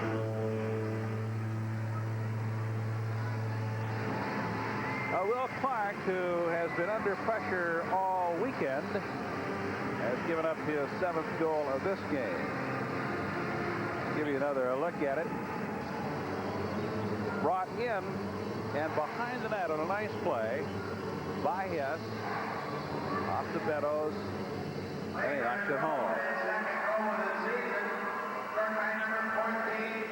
The second goal of the season for Clayton Beddoes with the assist to Jay Ness to make it 7-2.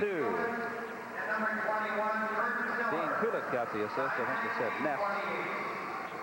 12 seconds left in the game.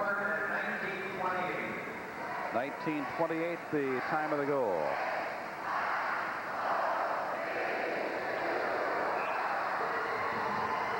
Well, there's a whistle.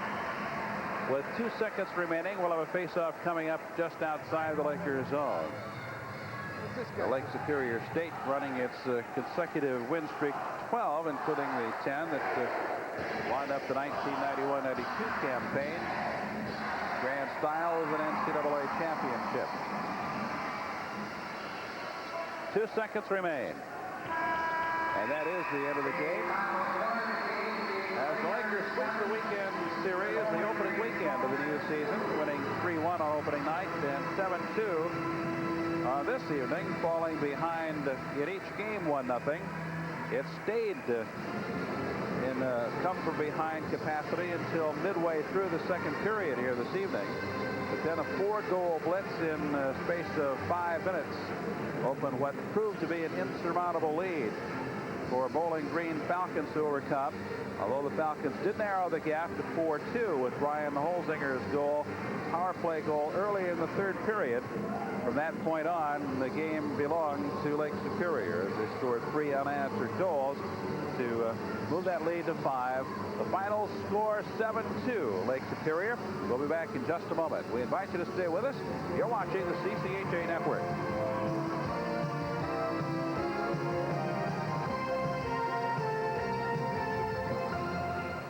Fred McLeod. You know, this season on Pass, I'll have a brand new Piston sidekick. He's former Michigan star Tim McCormick. Now, although Tim and I agree this will be a very exciting season, we don't exactly see eye to eye on everything. Right, Tim? That's right, Fred. Review and preview college hockey's premier conferences with scores and highlights from the WCHA, CCHA, ECAC, and Hockey East. College hockey across the country on Pass Sports. Check your local listings.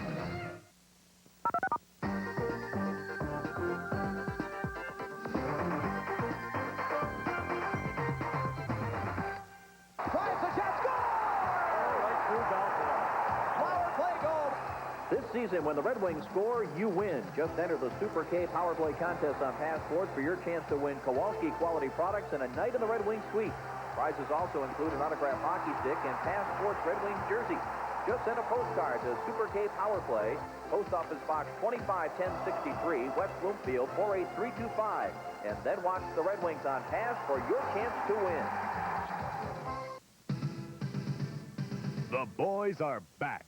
Bad boys. Rough boys. Call them what you will. These boys know how to get the job done.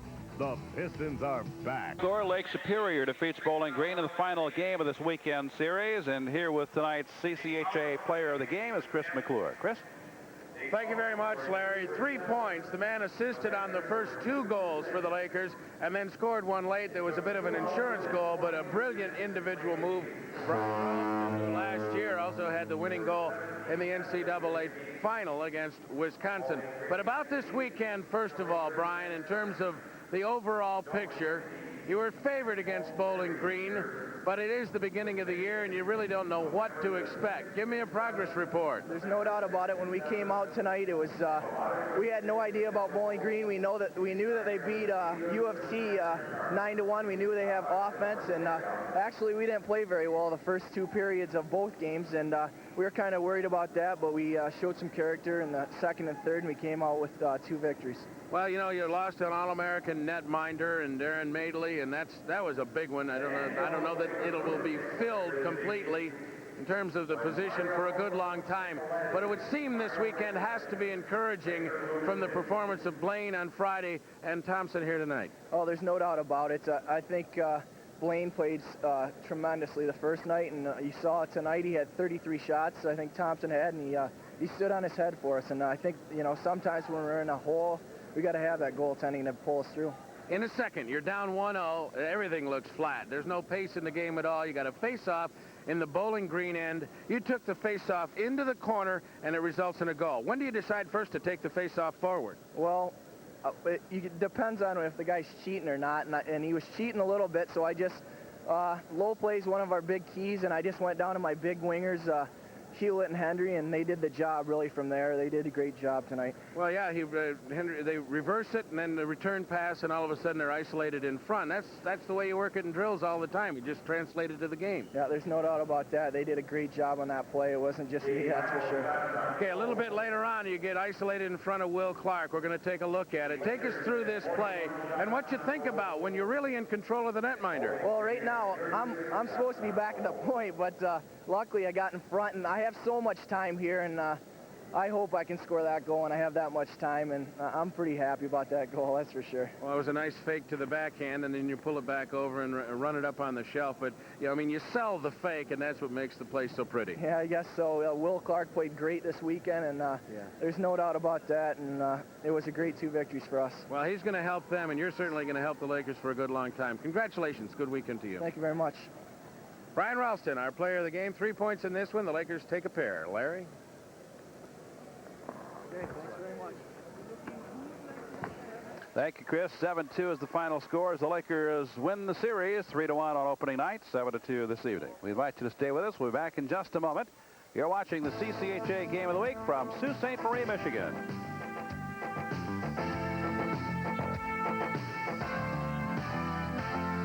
Of press and ride the road to the Joe.